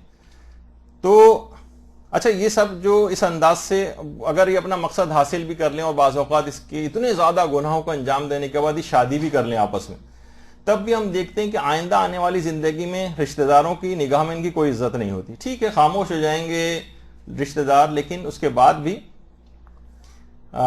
بعد میں ان کی آپس میں زیادہ تر شادیاں بھی اس کے بعد ناکامی ہوتی ہیں، ناکام ہو جاتی ہیں ان کی شادی زیادہ تر۔ آپ کو پتا ہے کہ ظاہر ہے اس قسم کی چیزوں میں تو پھر رشتہ دار اور والدین بھی ساتھ نہیں دیتے، نہ ان کی کوئی مدد ساتھ ہوتی ہے، نہ ان کی دعا ساتھ ہوتی ہے، کہتے ہیں اب خود بھگتو، تم نے کیا ہے تو یہ دھتکارے ہوئے سی زندگی گزارتے ہیں۔ اور صرف یہیں تک معاملہ رکتا نہیں ہے، بلکہ ان کے جو عشق مجازی ہے اس کے برے اثرات نسلوں پر بھی محیط ہو جاتے ہیں، اولاد تک یہ سلسلہ چلتا ہے، اس کی ماں ایسی تھی، اس کا باپ ایسا تھا، یہ گناہ کی پرچھائیاں پھر اولادوں تک کا اس کا پیچھا کرتی ہیں، ان کی زندگیوں میں متاثر کرتی ہیں۔ یہ جو لڑکی جو آج اس طرح سے مشہور ہو جاتی ہے عشق و عاشقی کے چکر میں، اور پھر اس کے بعد اس کی اپنی بہنوں کی شادیاں مشکل ہو جاتی ہیں، حتیٰ کہ اس کے نتیجے میں لوگ کتنے ایسے ہیں جو غیر مذاہب میں شادیاں کر لیتے ہیں. بہت سے لوگ کافروں سے، ہندوؤں کے ساتھ لڑکیاں مثلا شادیاں کر لیں، اس کے بعد سوچی کہ کیسی ان کی زندگی. یا مثلا مسلمانوں میں بھی جو دیگر مسالک ہیں اس کے چکر میں آ کر وہاں شادیاں کر لیں، ان کے بعد کی اولادیں کنفیوز رہتی ہیں. جو محب اہل بیت بننے والے تھے وہ کسی دوسرے راہوں پہ نکل جاتے ہیں، کہ غرض ایسے ہزاروں مفاسد ہیں اور ایسے نقصانات ہیں کہ جو نسلوں پر محیط ہو جاتے ہیں. تو کتنی ہی صفات بد اس عشق مجازی کی وجہ سے نوجوان لڑکے اور لڑکیوں کے اندر پیدا ہوتی، سے کتنے اثرات ہیں کہ اتنی گناہان کبیرہ کا مجموعہ لیے ہوئے ہے اپنے اندر کہ اس کے اندر کوئی خیر نہیں. جبھی اسلام نے اس کو حرام قرار دیا، جیسے کہ ابھی آگے چل کے آپ کی خدمت میں کچھ فتاوے بھی آنے والے ہیں. تو جبکہ اس کے مقابلے میں جو عشق حقیقی یعنی پروردگار کا عشق اس کے اندر پیدا ہو جائے، اس کی محبت پیدا ہو جائے، تو اس کے اندر اثرات نیک آنے لگتے ہیں. جیسے ملتا ہے نا روایت کے اندر بھی کہ اللہ تعالیٰ نے دیکھی حضرت داؤد پر وحی کی، اور یہ آپ سب کے لیے ہے کہ بنی اسرائیل کے جوانوں سے کہہ دیجئے کہ مجھے چھوڑ کر کیوں دوسروں سے دل لگا بیٹھے ہو، جبکہ میں تمہارا مشتاق ہوں. یہ کیسی جفا ہے. اگر مجھ سے روگردانی کرنے والوں کو یہ معلوم ہو جاتا کہ مجھے ان کا کتنا انتظار ہے اور میں ان پر کتنا مہربان ہوں اور گناہ چھوڑنے کو میں کتنا دوست رکھتا ہوں، تو وہ میرے شوق میں جان دے دیتے اور میری محبت میں ان کے جوڑ جوڑ ٹوٹ جاتے. لیکن یہ ارادہ تو میری روگردانی کرنے والوں کے لیے، یعنی عذاب جوڑ جوڑ کا ٹوٹ جانا، یہ تو میں اپنے ان افراد کے لیے ہے کہ جو یعنی ایک لحاظ سے عشق مجازی کے اندر مبتلا ہو جاتے ہیں. ان کی تو بات ہی دوسری ہے کہ جو میری طرف بڑھتے ہیں. یعنی باقاعدہ دیکھیے حضرت داؤد کے اوپر باقاعدہ پروردگار عالم نے یہ وحی کی کہ مجھے چھوڑ کر یہ نوجوان کہاں دل لگا کے بیٹھے ہوئے ہیں. اس کے حلال طریقے بھی جو ابھی آگے چل کر آئے گا کہ اسلام نے ان خواہشات اور ان جذبات کے اوپر ان کو کچلا نہیں ہے، بلکہ ان کے رخ کو موڑا ہے، جو کہ ابھی آگے چل کر گفتگو کے اندر یہ چیز ذکر ہوگی. تو اب آپ دیکھیں کتنے اثرات نیک اس کے نتیجے میں پیدا ہوں گے جب ایسا اس کو عشق و محبت پروردگار عالم سے ہو جائے گا. تو دیکھیں آپ جب بھی عشق الہی پروردگار کا عشق انسان کے اندر اس کے دل میں پیدا ہوتا ہے تو بخیل انسان بھی ہے تو سخی بن جاتا ہے. سست انسان ہے، اس سے پہلے بہت سست تھا، لیکن اگر پروردگار کی محبت پیدا ہو گئی اب عبادت کی طرف مائل ہو جائے گا، لوگوں کی مدد کرنے پر کمر بستہ ہو جائے گا. بزدل تھا اب شجاع بن جائے گا. کمزور ارادے کا مالک تھا، لیکن ادھر اللہ کی محبت پیدا ہوئی اور ادھر اس کا ارادہ قوی ہو گیا. کل تک جو گناہگار تھا آج متقی و پرہیزگار نظر آئے گا. کل تک جس کی زندگی فسق و فجور وغیرہ کا نمونہ بنی ہوئی تھی اور آج بندگی اور اطاعت کا نمونہ بنی ہوئی نظر آتی ہے. یعنی وہاں آپ نے دیکھا کہ عشق مجازی پیدا ہوا تو اپنے ساتھ کتنی خباثتیں، برائیاں اور ایک نہ ختم ہونے والی چین گناہوں کی اثرات تھی لے کر اپنے ساتھ آیا تھا. اور آپ یہ عشق حقیقی پیدا ہوا تو اس کے اندر کتنی ایسی چیزیں اس کے اندر پیدا ہونے لگیں جو صفات نیک ہیں. اچھا، بہت سے بدھو، میں ان کو بدھو کہوں گا، وہ یہ سمجھتے ہیں کہ ہمارا عشق تو جو ہے وہ پاک و پاکیزہ ہے، ہماری جو نگاہ ہے وہ پاک ہے. یہ شیطانی دھوکہ ہے اور اس کے علاوہ کچھ بھی نہیں. دیکھیں ہمیشہ شیطان کی ایک روش ہے اور ایک طریقہ ہے کہ شیطان دانہ ڈالتا ہے. پرندہ یہ سمجھتا ہے کہ یہ میرا بڑا ہمدرد ہے، میری مدد کر رہا ہے، مجھے کھانا دے رہا ہے، لیکن کیا ہوتا ہے کہ صیاد تھا جو دام میں پھنسنے کے لیے جا رہا ہے. اسی طریقے سے ابھی یہ شبہ اس کو ہوتا ہے اور شیطان ابھی اس کو کوئی ابتدا میں وسوسہ بھی نہیں ڈالتا. کتنے افراد ہیں جو سوالات علماء سے پوچھتے ہوئے نظر آتے ہیں.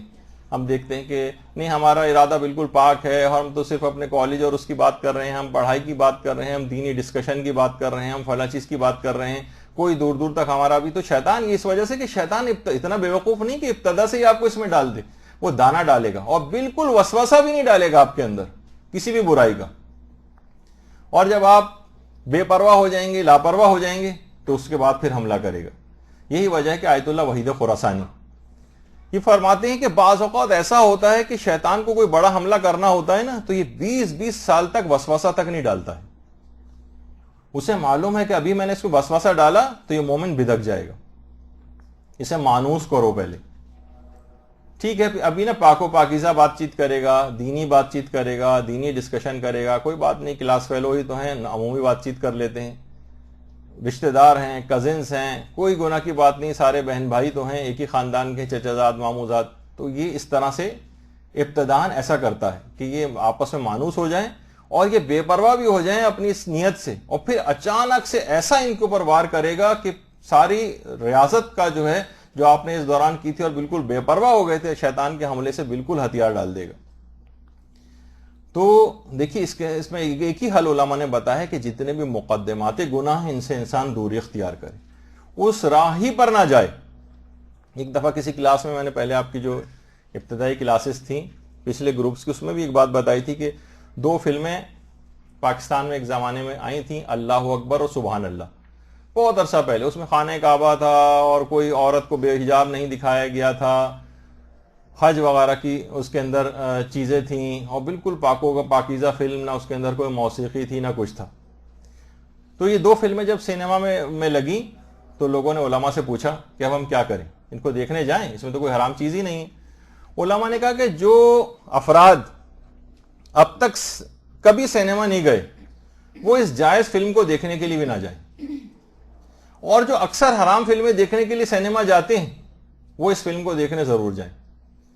دیکھیے جو کبھی سینما نہیں گیا، اس نے کبھی ماحول ہی نہیں دیکھا، آج شیطان دانہ ڈال رہا ہے کہ چلو اس بہانے سینما آ جاؤ، ذرا اس کا ماحول دیکھو، اس کی آواز، ساؤنڈ سسٹم دیکھو، اس کی بڑی اسکرین کا مزہ دیکھو، آ تو جانے دو اس کو، پھر بعد میں جو ہے اس کو جب یہ عادی ہو جائے گا، ذرا دیکھ لے گا اس کے ماحول کو، تو حرام فلم کے لیے وسوسہ ڈال کے کبھی لے آؤں گا۔ کہا جو پہلے کبھی نہیں یہ سینما آیا وہ اس فلم کو دیکھنے کے لیے بھی نہ آئے، اور جو اکثر آتا رہتا ہے وہ اس کو دیکھنے ضرور آئے کہ خانہ کعبہ اور یہ سب دیکھ کے ہو سکتا ہے اس کا دل منقلب ہو جائے، لوگ خانہ کعبہ میں پہلی نگاہ پڑتے ہی ان کی زندگیوں میں انقلاب آ جاتا ہے، تو اس فلم کو بھی دیکھنے وہ آ جائیں۔ تو بہرحال دیکھیے کیا تھا، شیطان کا ایک طریقہ کار ہے کہ وہ دانہ ڈالتا ہے، وہ پاکیزہ نگاہ کا دھوکہ آپ کو دیتا ہے، وہ پاکیزہ خیالات کا دھوکہ دیتا ہے، اور ابتدا میں کوئی وسوسہ بھی نہیں ڈالتا ہے۔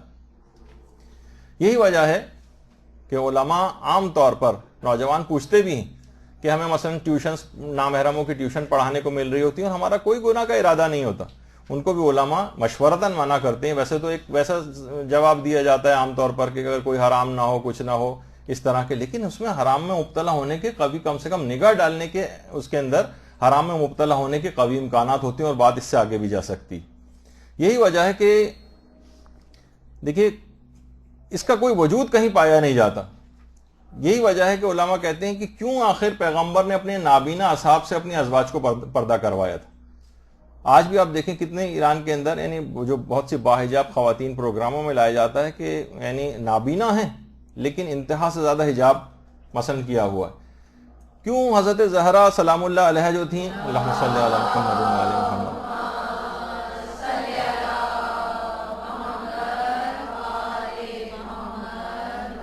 پیغمبر کے نابینا صحابی کے سامنے بھی نہیں آتی تھیں، ان سے زیادہ کس کی نگاہ پاک ہوگی؟ کیوں حضرت یوسف نے کہا تھا، جو قرآن کی آیت بھی ہے کہ وما ابرئ نفسی ان النفس لامارۃ بالسوء الا ما رحم ربی، کیوں کہا تھا انہوں نے کہ میں اپنے نفس کو بھی بری نہیں کرتا، کیونکہ بے شک نفس بہت ہی برائی کا حکم دینے والا ہے سوائے کہ پروردگار جس پر رحم کر دے۔ اب جب حضرت یوسف یہ بات کہہ رہے ہیں، اب کس کا منہ ہے کہ یہ کہے کہ میرا نفس اور میری نگاہ بہت پاک ہے؟ کیوں آخر پیغمبر نے کہا تھا کہ کسی نے پوچھا تھا کہ پیغمبر اسلام بتائیے دیور اور بھابھی کے سلسلے میں کیا مسئلہ ہے؟ تو ایک روایت میں آتا ہے کہ دیور تو موت ہے۔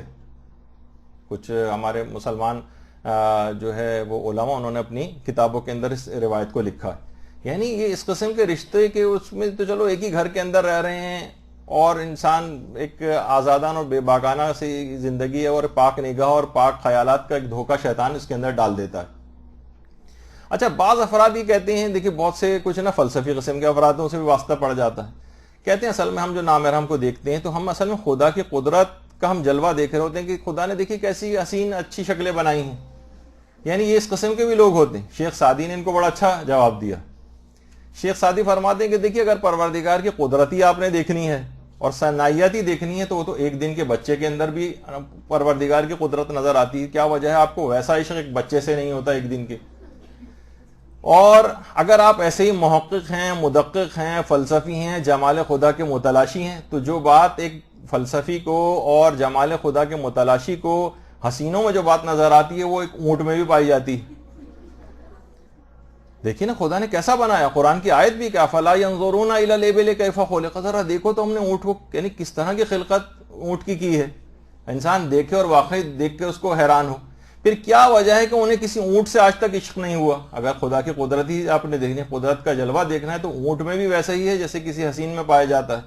تو معلوم یہ ہوا کہ اس قسم کی باتیں جو ہیں یہ نفس کی بدماشی ہیں اور نفس کی غلط تعویلات ہیں جس کے اندر شیطان مبتلا کرتا ہے. ابھی یہ نگاہ اس کی پاک رکھے گا، لیکن اچانک سے اس پر ایک ایسا حملہ کرے گا جب یہ باقاعدہ بے پرواہ ہو جائے گا تو ایک دم سے اس کے اوپر حملہ کرے گا اور ساری اس کی محنتوں اور ریاضتوں اور اس کو برباد کر کے رکھ دے گا. جیسے کہا جاتا ہے نا بلی والا تقویٰ، اصل میں عشق مجازی جو ہے یا پاکیزہ عشق گویا بلی والا تقویٰ ہے. یعنی بلی کو کہا جاتا ہے کہ دیکھیے بارش کی جب بوند پڑ رہی ہوتی ہے نا تو دیوار سے ایک ایسا لگ کے چلتی ہے کہ مجھ پہ ایک چھینٹ نہ پڑ جائے، لیکن اگر اسے پانی میں کہیں کوئی مچھلی یا چوہا نظر آتا ہے تو سارا تقویٰ بھول کے چھلانگ لگا کے اندر جاتی ہے اور پورا بھیگ کے شکار کو پکڑ کے لے آتی. تو یہی ہمارے نفس کے ساتھ بھی، یعنی جب اس کو موقع ملے گا نا، ویسے تو ہلکی پھلکی چیزوں میں بڑی احتیاط کر رہا ہوگا، لیکن جب موقع ملے گا تو یہ بلی والا تقویٰ یعنی نجاست اور غلاظت کے اندر سے جا کر بھی اپنے اس مدعا اور مقصد کو پانے کی کوشش کرے گا. جب بھی کہا جاتا ہے کہ دیکھیے کہ احتیاط کرنے کا حکم اسی وجہ سے کہ اگر کوئی شخص کسی گڑھے کے کنارے رہے گا تو گرنے کے بہت قوی امکانات ہوں گے. اگر کوئی کہے جناب میں موت کے کنویں میں موٹر سائیکل چلانے کا کام کرے گا تو کبھی نہ کبھی بہت زیادہ قوی امکانات ہوں گے گرنے کے. تو گڑھے میں اور کھائی میں گرنے سے جتنا زیادہ اپنے آپ کو بچا کے دور لے جائے گڑھے اور کھائی سے، اتنا زیادہ اس کے اطمینان ہوگا کہ یہ اس کے اندر نہیں گرے گا. اور جتنا قریب جائے گا اور اپنے آپ کو اپنے اوپر اعتماد کرے گا کہ نہیں میں تو ایسا نہیں ہو سکتا، میں تو نہیں گر سکتا، کہیں نہ کہیں پاؤں پھسلے گا اور بالآخر اس کو گرنا ہوگا. تو ضروری ہے کہ انسان اپنی عقل کو عشق کے اوپر حاوی کرے، اپنے نفع اور نقصان کا خیال کرے، جو دنیا اور آخرت دونوں کا اس کا نقصان ہے اور کس میں دنیا اور آخرت دونوں کا فائدہ ہے. دیکھیے خدا نے عقل اسی وجہ سے دی ہے کہ عشق اور عقل میں اس انداز سے جب کبھی کشمکش ہو تو عقل کو کہا جاتا ہے کہ ایسے ہی جیسے ڈرائیونگ سیٹ پہ بیٹھا ہوا جو آدمی ہوتا ہے وہ عقل ہے. یعنی وہ آدمی کیا کرتا ہے کہ وہ مثلاً ڈرائیونگ سیٹ پہ جو بیٹھا ہوا شخص ہے وہ لائٹ کو جو ہے وہ آن کرتا ہے اور وہ جو ہے تاکہ اس کو رستہ صحیح نظر آئے، وہ موڑ اور کھائیوں سے اس کو بچاتا ہے، کبھی گیئر لگاتا ہے، کبھی بریک لگاتا ہے، کبھی سپیڈ کو کم کرتا ہے، کبھی زیادہ کرتا ہے. ہر چیز پہ بہرحال اس کو کنٹرول ہوتا ہے کہ میں کار کو کیسے حادثے سے بچا سکتا ہوں. جبکہ عشق جو ہے یہ عقل کو خپت کر دیتا ہے اور اب وہ نقصان کا پرواہ نہیں ہوتی. نہ اسے اب خاندان کی عزت کہیں بھی جا رہی ہے وہ جائے، اس کو پرواہ نہیں ہوتی. والدین ناراض ہو جائیں، اللہ رسول ناراض ہو جائیں، میں کسی کی بات نہیں مانتا. گویا گاڑی چل رہی ہے اور ڈرائیونگ سیٹ پہ بیٹھا ہوا شخص یا تو بے ہوش ہو گیا یا مر گیا. اب کیا ہوگا؟ لا محالہ یہ گاڑی کسی کھائی میں گرے گی، کسی جگہ کوئی فیٹل ایکسیڈنٹ ہوگا، کسی گڑھے میں جائے گی اور اپنے ساتھ دوسروں کو بھی نقصان پہنچائے گی. تو یہی وجہ ہے کہ عقل اور عشق اس انداز سے جب اس میں کوئی تصادم ہوتا ہے تو ہمیشہ جو مومن ہے وہ اپنے عقل کو حاضر رکھتا ہے، نفع نقصان کا خیال کرتا ہے، اپنی دنیا کا بھی اور آخرت کا بھی، کہ اسے نظر آ رہا ہے کہ میں اب اس میں زیادہ آگے بڑھوں گا تو اب نقصان ہے، اپنے آپ کو پیچھے مومن کر لے. اس موقع پر یہ جو ہے اس قسم کا جو جذبہ ہے اس کی عقل کو خپت کر دیتا ہے. اور ڈرائیونگ سیٹ پہ یا مثلا پائلٹ کبھی مر جائے اور کوئی جہاز چلانے والا نہ ہو تو آپ سوچیے کہ اس جہاز کا جو ہے وہ کیا بنے گا. اسی انداز سے بالکل عقل کو اپنی حاضر رکھنا چاہیے. اور یہ جو عشق مجازی کے مارے ہوئے ہوتے ہیں، دیکھیے نوجوان لڑکے لڑکیاں کس انداز سے گناہوں میں، یہ اب کیا کرے گی، وہ نامحرموں کے لیے بنے سنورے گی. پردے کے احکام ابھی جو نیا گروپ ہے وہ آگے چل کے پڑے گا کہ کتنے شدید اور سخت اس کے احکامات ہیں، اس کی تمام پر مخالفت کرے گی. اس کے بعد مثلا نامحرم سے ہاتھ ملانا کتنا اس کا جو ہے وہ گناہ بتایا گیا ہے.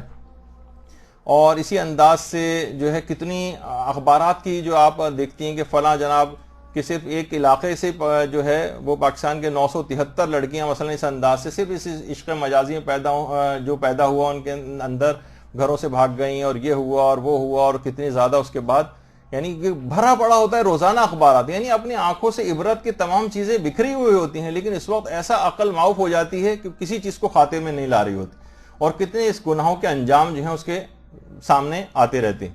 جبکہ ایک باحیا عورت معاشرے کے اندر کسی کو کوئی نقصان نہیں پہنچاتی، ہر جگہ سے اس کو عزت ہی عزت مل رہی ہوتی، والدین کی طرف سے، اپنے شوہر کی طرف سے، اپنے بھائیوں کی طرف سے، دیگر رشتہ داروں کی طرف سے، اور اللہ کی نگاہ میں تو یقیناً اس کا جو مقام اور مرتبہ ہوتا ہے. تو یہ تمام چیزیں دماغ میں رکھنی چاہیے. اچھا بہت سے لوگ آج کل حضرت یوسف کی فلم تقریباً سب لوگوں نے دیکھی ہوئی ہے، اس کے اندر مثلا زلیخا کا جو قصہ آتا ہے اور وہ اس کی تفصیلات پوچھنے لگتی ہیں. آج کل مختار فلم بھی آئی ہوئی ہے, اس کی بہت ساری چیزوں کے متعلق لوگ نوجوان سوال کرتے ہیں.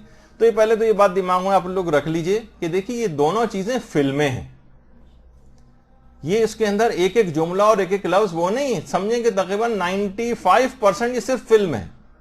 فلم کی اپنی ضروریات ہوتی ہیں, فلم کی اپنی جو ہے وہ چیزیں ہوتی ہیں, فلم کے اپنے مکالمے ہیں. اس کو آپ کوئی بالکل اس طرح کوئی قرآن و حدیث کے اندر کوئی چیز لکھی اس میں چند پورا تھیم اگرچہ وہی ہے لیکن وہ 5% بہت مشکل ہوگا, باقی 95% یہ صرف فلم ہے, چاہے وہ مختار ہو یا کوئی اور ہو.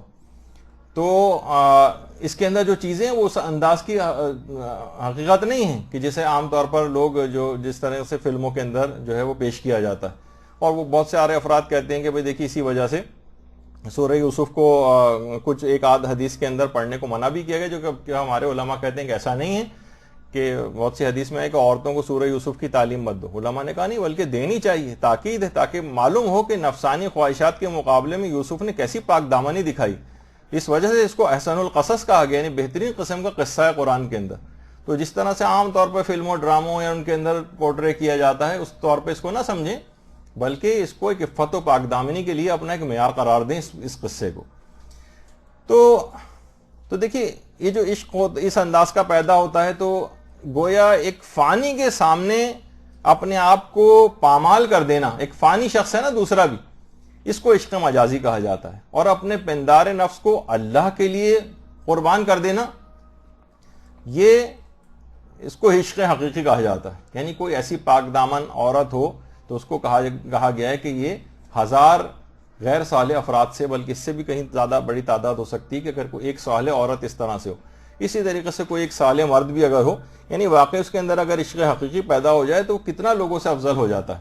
یعنی جو واقعی سمندر کا عاشقوں سے ندی نالوں سے کیا دلچسپی ہو سکتی. یہی وجہ ہے کہ عشق مجازی کے جو مارے ہوئے ہیں وہ کبھی بھی بارگاہ خداوندی میں کبھی بڑا مقام نہیں حاصل کر پاتے. مولانا روم کہتے تھے نا کہ جو عقل ہے ہماری یہ قبر سے آگے نہیں دیکھ سکتی, جبکہ عشق حقیقی جو ہے وہ قبر سے بہت آگے تک دیکھتا ہے, اور ایک ہی جست میں زمان و مکان کی جو قید ہے اس سے آزاد ہو جاتا ہے. اور یہی وجہ ہے کہ علامہ اقبال بھی یہ کہا کرتے تھے کہ عقل کو سرگرمی اور جذب جو ہے عشق حقیقی عطا کرتا ہے. اور اصل میں یہ عشق حقیقی ہے جو پروردگار کا کہ انسان راتوں کو اٹھ کر خدا کی عبادت کرتا ہے.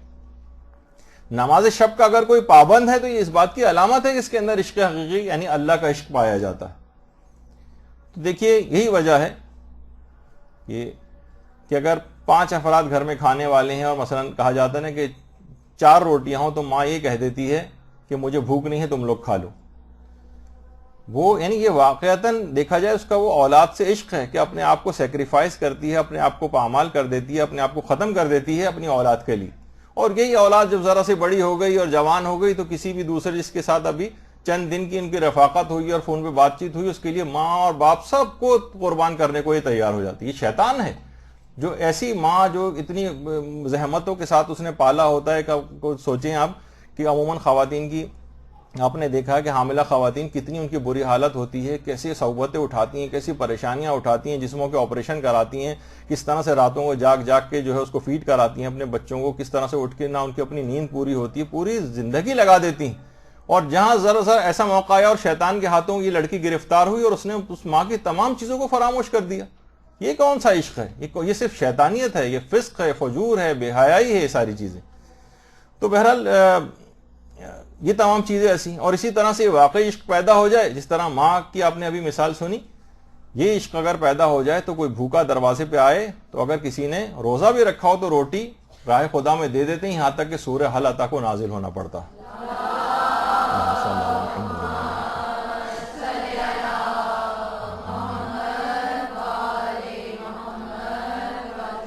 واقع کربلا میں وہاب کلبی جب وہ جا رہے تھے جنگ کے لیے تو عشق مجازی یعنی بیوی ایک لحاظ سے روک رہی تھی, بیوی کا عشق ان کو روک سکتا تھا, اس نے روکا بھی تھا ان کو جانے سے پہلے, مگر کیا اشد حبا للہ, خدا کی محبت شدید تر تھی.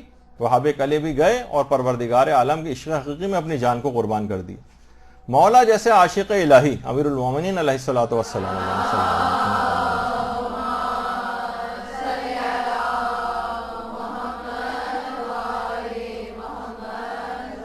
کہتے تھے کہ جب میں چاہتا ہوں کہ اللہ سے ملاقات کروں تو میں نماز پڑھتا ہوں، اور جب چاہتا ہوں کہ میں اللہ سے باتیں کروں تو میں تلاوت قرآن کرتا ہوں۔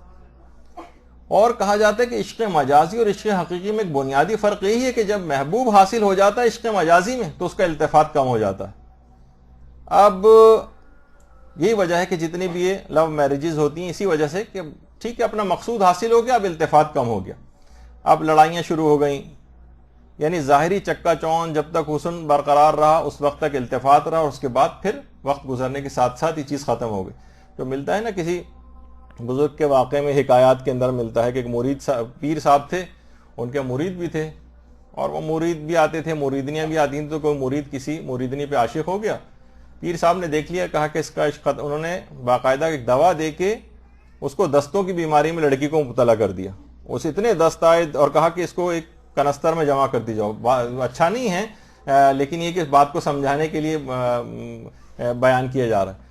جب وہ بالکل کمزور لاغر ہو گئی اور 2 مہینے بعد جب اس مرید نے دیکھا سارا التفات ہی ختم ہو، پیر نے کہا شادی کرو گے، اس نے منع کر دیا۔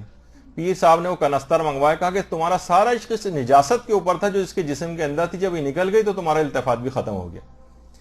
تو بہرحال تو یہی ہے کہ یہ اس طرح کی جو چیزیں ہوتی ہیں اس کے اندر جب ظاہری حسن کوئی ختم ہو جاتا ہے تو محبتیں بھی ختم ہو جاتی ہیں۔ وہ ملتا ہے نا کہ خاتون جو ہیں اپنی شادی کی تصویریں اپنے بچوں کو دکھا رہی تھیں کہ دیکھو بیٹا یہ ہیں تمہارے ابو، تو بچے نے حیرانگی سے دیکھا کہ اگر یہ ہمارے ابو ہیں تو وہ گھر میں کالا موٹا اور گنجا آدمی کون رہتا ہے؟ تو یہی ہوتا ہے کہ جب ظاہر وہ چیزیں ختم ہو گئی تو اب بعد میں لڑائی جھگڑے ہونے لگے آپس میں۔ اور جہاں اچھا یہ تو تھا عشق مجازی، عشق حقیقی میں جتنا محبوب حاصل ہوتا جاتا ہے یعنی اللہ، اتنا ہی اس کی طلب بڑھتی جاتی ہے، اتنا اس کی طلب میں اضافہ ہوتا جاتا ہے۔ تو یہی وجہ ہے کہ علماء یہ جو لفظ ہے نا عشق، اس کو کہتے ہیں کہ اس کو غیر خدا کے لیے پھر استعمال نہیں کرنا چاہیے اصلاً، اگر دیکھا جائے تو صرف پروردگار کے لیے، یعنی کچھ علماء اس بات کے بھی قائل ہیں۔ کیونکہ دیکھیے یہ جو صوفیہ نے کہا تھا نا کہ عشق مجازی عشق حقیقی تک پہنچنے کا ذریعہ ہے، تمام عرفاء نے اور متکلمین نے اس کی شدت کے ساتھ مخالفت کی ہے، اور اصلاً اس کو دین سے انحراف قرار دیا اس نظریے کو۔ ورنہ یہ جو ہے کہ مثلاً والدین کی جو اولاد سے محبت ہے عشق، اس کو کیا کہا جائے گا؟ اس کو آپ کہیں گے کہ غیر الہی عشق ہے۔ دیکھیں ایک چیز دماغ میں آتی ہے نا کہ اولاد کے ساتھ بھی تو والدین عشق کرتے ہیں، تو اس کا کیا ہم غیر اللہ کا عشق کہیں گے اس چیز کو؟ عام طور پر ہم دیکھتے ہیں بچے اپنی ماں کی قبر پہ آئے ہوئے ہیں اور وہاں پر اس ماں کی سالگرہ کا کیک کاٹ رہے ہیں۔ یہ وادی السلام ہے عراق نجف اشرف میں۔ تو بچوں کی جو والدین سے محبت ہوتی ہے یا ماں کی جو اپنی اولاد سے محبت ہے، یہ وہ نوجوان کے جو حرم سیدہ زینب سلام اللہ علیہا اس پہ شہید ہو گیا،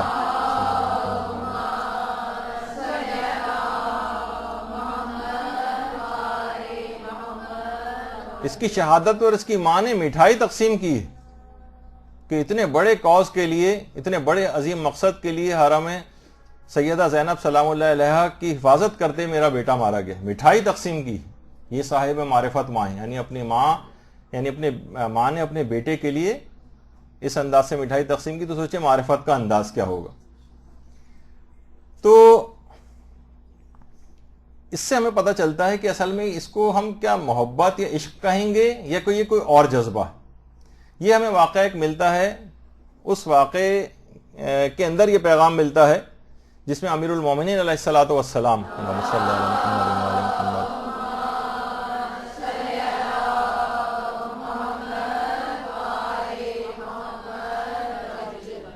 حضرت عباس علمدار علیہ الصلوۃ والسلام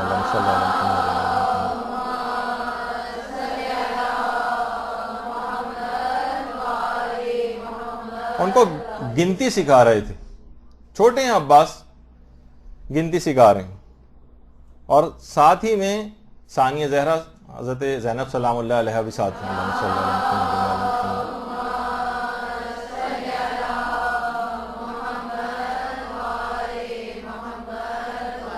کہو بیٹا واحد ایک، عباس نے کہا واحد، کہو بیٹا اسنان، اثنان دو، عباس رک گئے.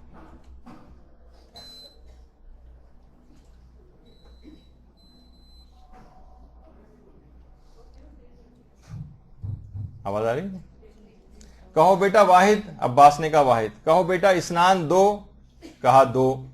نہیں کہا، یہ نہیں کہا کہ دو، بلکہ کہا بابا استحا ان اقول باللسان الذی قلت واحدا اثنان. بابا مجھ کو شرم محسوس ہوتی جس زبان سے میں ایک کہہ چکا ہوں، اس سے دو کیسے کہوں.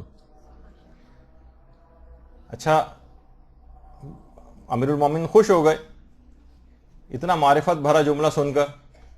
حضرت زینب سلام اللہ علیہ بھی ساتھ تھیں، تقریباً 22 سال بڑی ہیں حضرت عباس سے. کہا کہ بابا الا تحبنا، کیا آپ ہم سے محبت کرتے ہیں؟ امیر المومنین نے فرمایا کہ ہاں بیٹی. یا قال یا بنیہ تو نعم اولادنا ابکادنا، اولاد تو جگر کا ٹکڑا ہوتی ہے. کہا بابا لیکن حبان لا یجتمعان فی قلب المومن، ایک دل میں کبھی دو محبتیں تو جمع نہیں ہو سکتی مومن کے. حب اللہ و حب الاولاد، کے اللہ سے بھی محبت ہو اور اولاد سے بھی محبت ہو. ابھی امیر المومنین جواب دینا ہی چاہتے تھے کہ حضرت زینب بول پڑی، بابا میں سمجھ گئی. الشفقۃ لنا والحب للہ خالصہ، اولاد سے تو شفقت کی جاتی ہے، محبت فقط پروردگار عالم سے ہوتی ہے. اللہم صلی اللہ علیہ وسلم.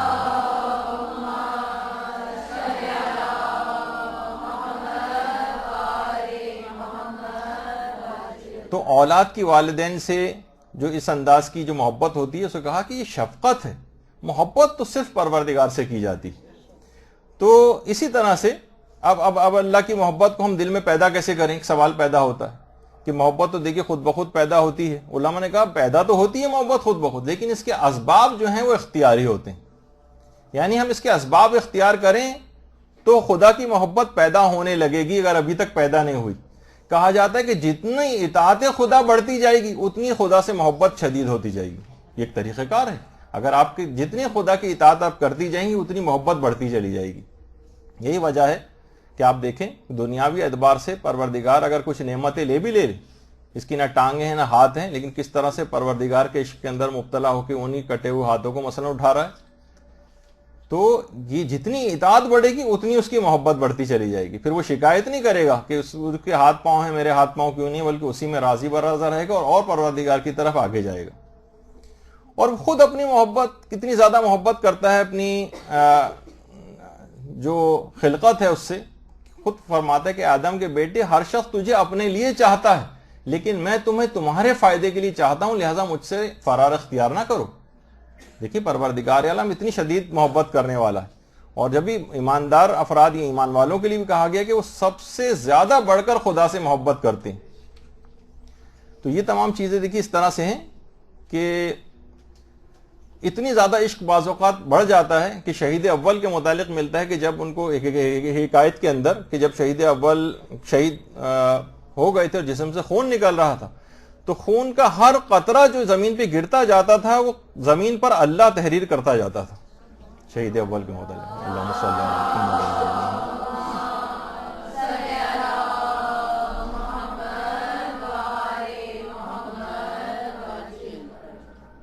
تو روایات کے اندر بھی دیکھیے ملتا ہے کہ ایک دفعہ پیغمبر اسلام تشریف فرما تھے مسجد نبوی میں کہ ایک شخص جو ہے وہ وہاں سے گزر رہا تھا دروازے کے پاس سے. تو پیغمبر نے حاضرین میں سے کوئی شخص اٹھ رہا تھا، اس سے کہا تھا کہ بیٹھ جاؤ. وہ مسجد کے دروازے پر تھا، اس نے سوچا کہ ہو سکتا ہے کہ مجھ سے کہا ہو. وہ پیغمبر کی اطاعت کرتے وہیں پر بیٹھ گیا. یعنی اس نے سوچا کہ احتمال اس کا پایا جاتے کہیں حکم میرے لیے تو نہیں تھا، ایسا نہ ہو کہ میں خلاف ورزی کر جاؤں، لہٰذا وہیں دروازے ہی پر بیٹھ گیا. تو دیکھیے اس کو تو فقط احتمال تھا کہ حکم ہے بھی یا نہیں، اور اس نے اتنی اطاعت کی. اور ہمیں یقینی طور پر فرامین پیغمبر کے پتہ ہیں کہ ہمارے لیے کہے گئے. پیغمبر نے فرمایا کہ تم لوگوں کے لیے میں حکم دے رہا ہوں، لیکن اس کے باوجود بھی ہم کندھے اچکا لیتے ہیں اور اس انداز سے ویسی زندگی گزارتے رہتے ہیں جو ان کی اطاعت کے بغیر ہوتی.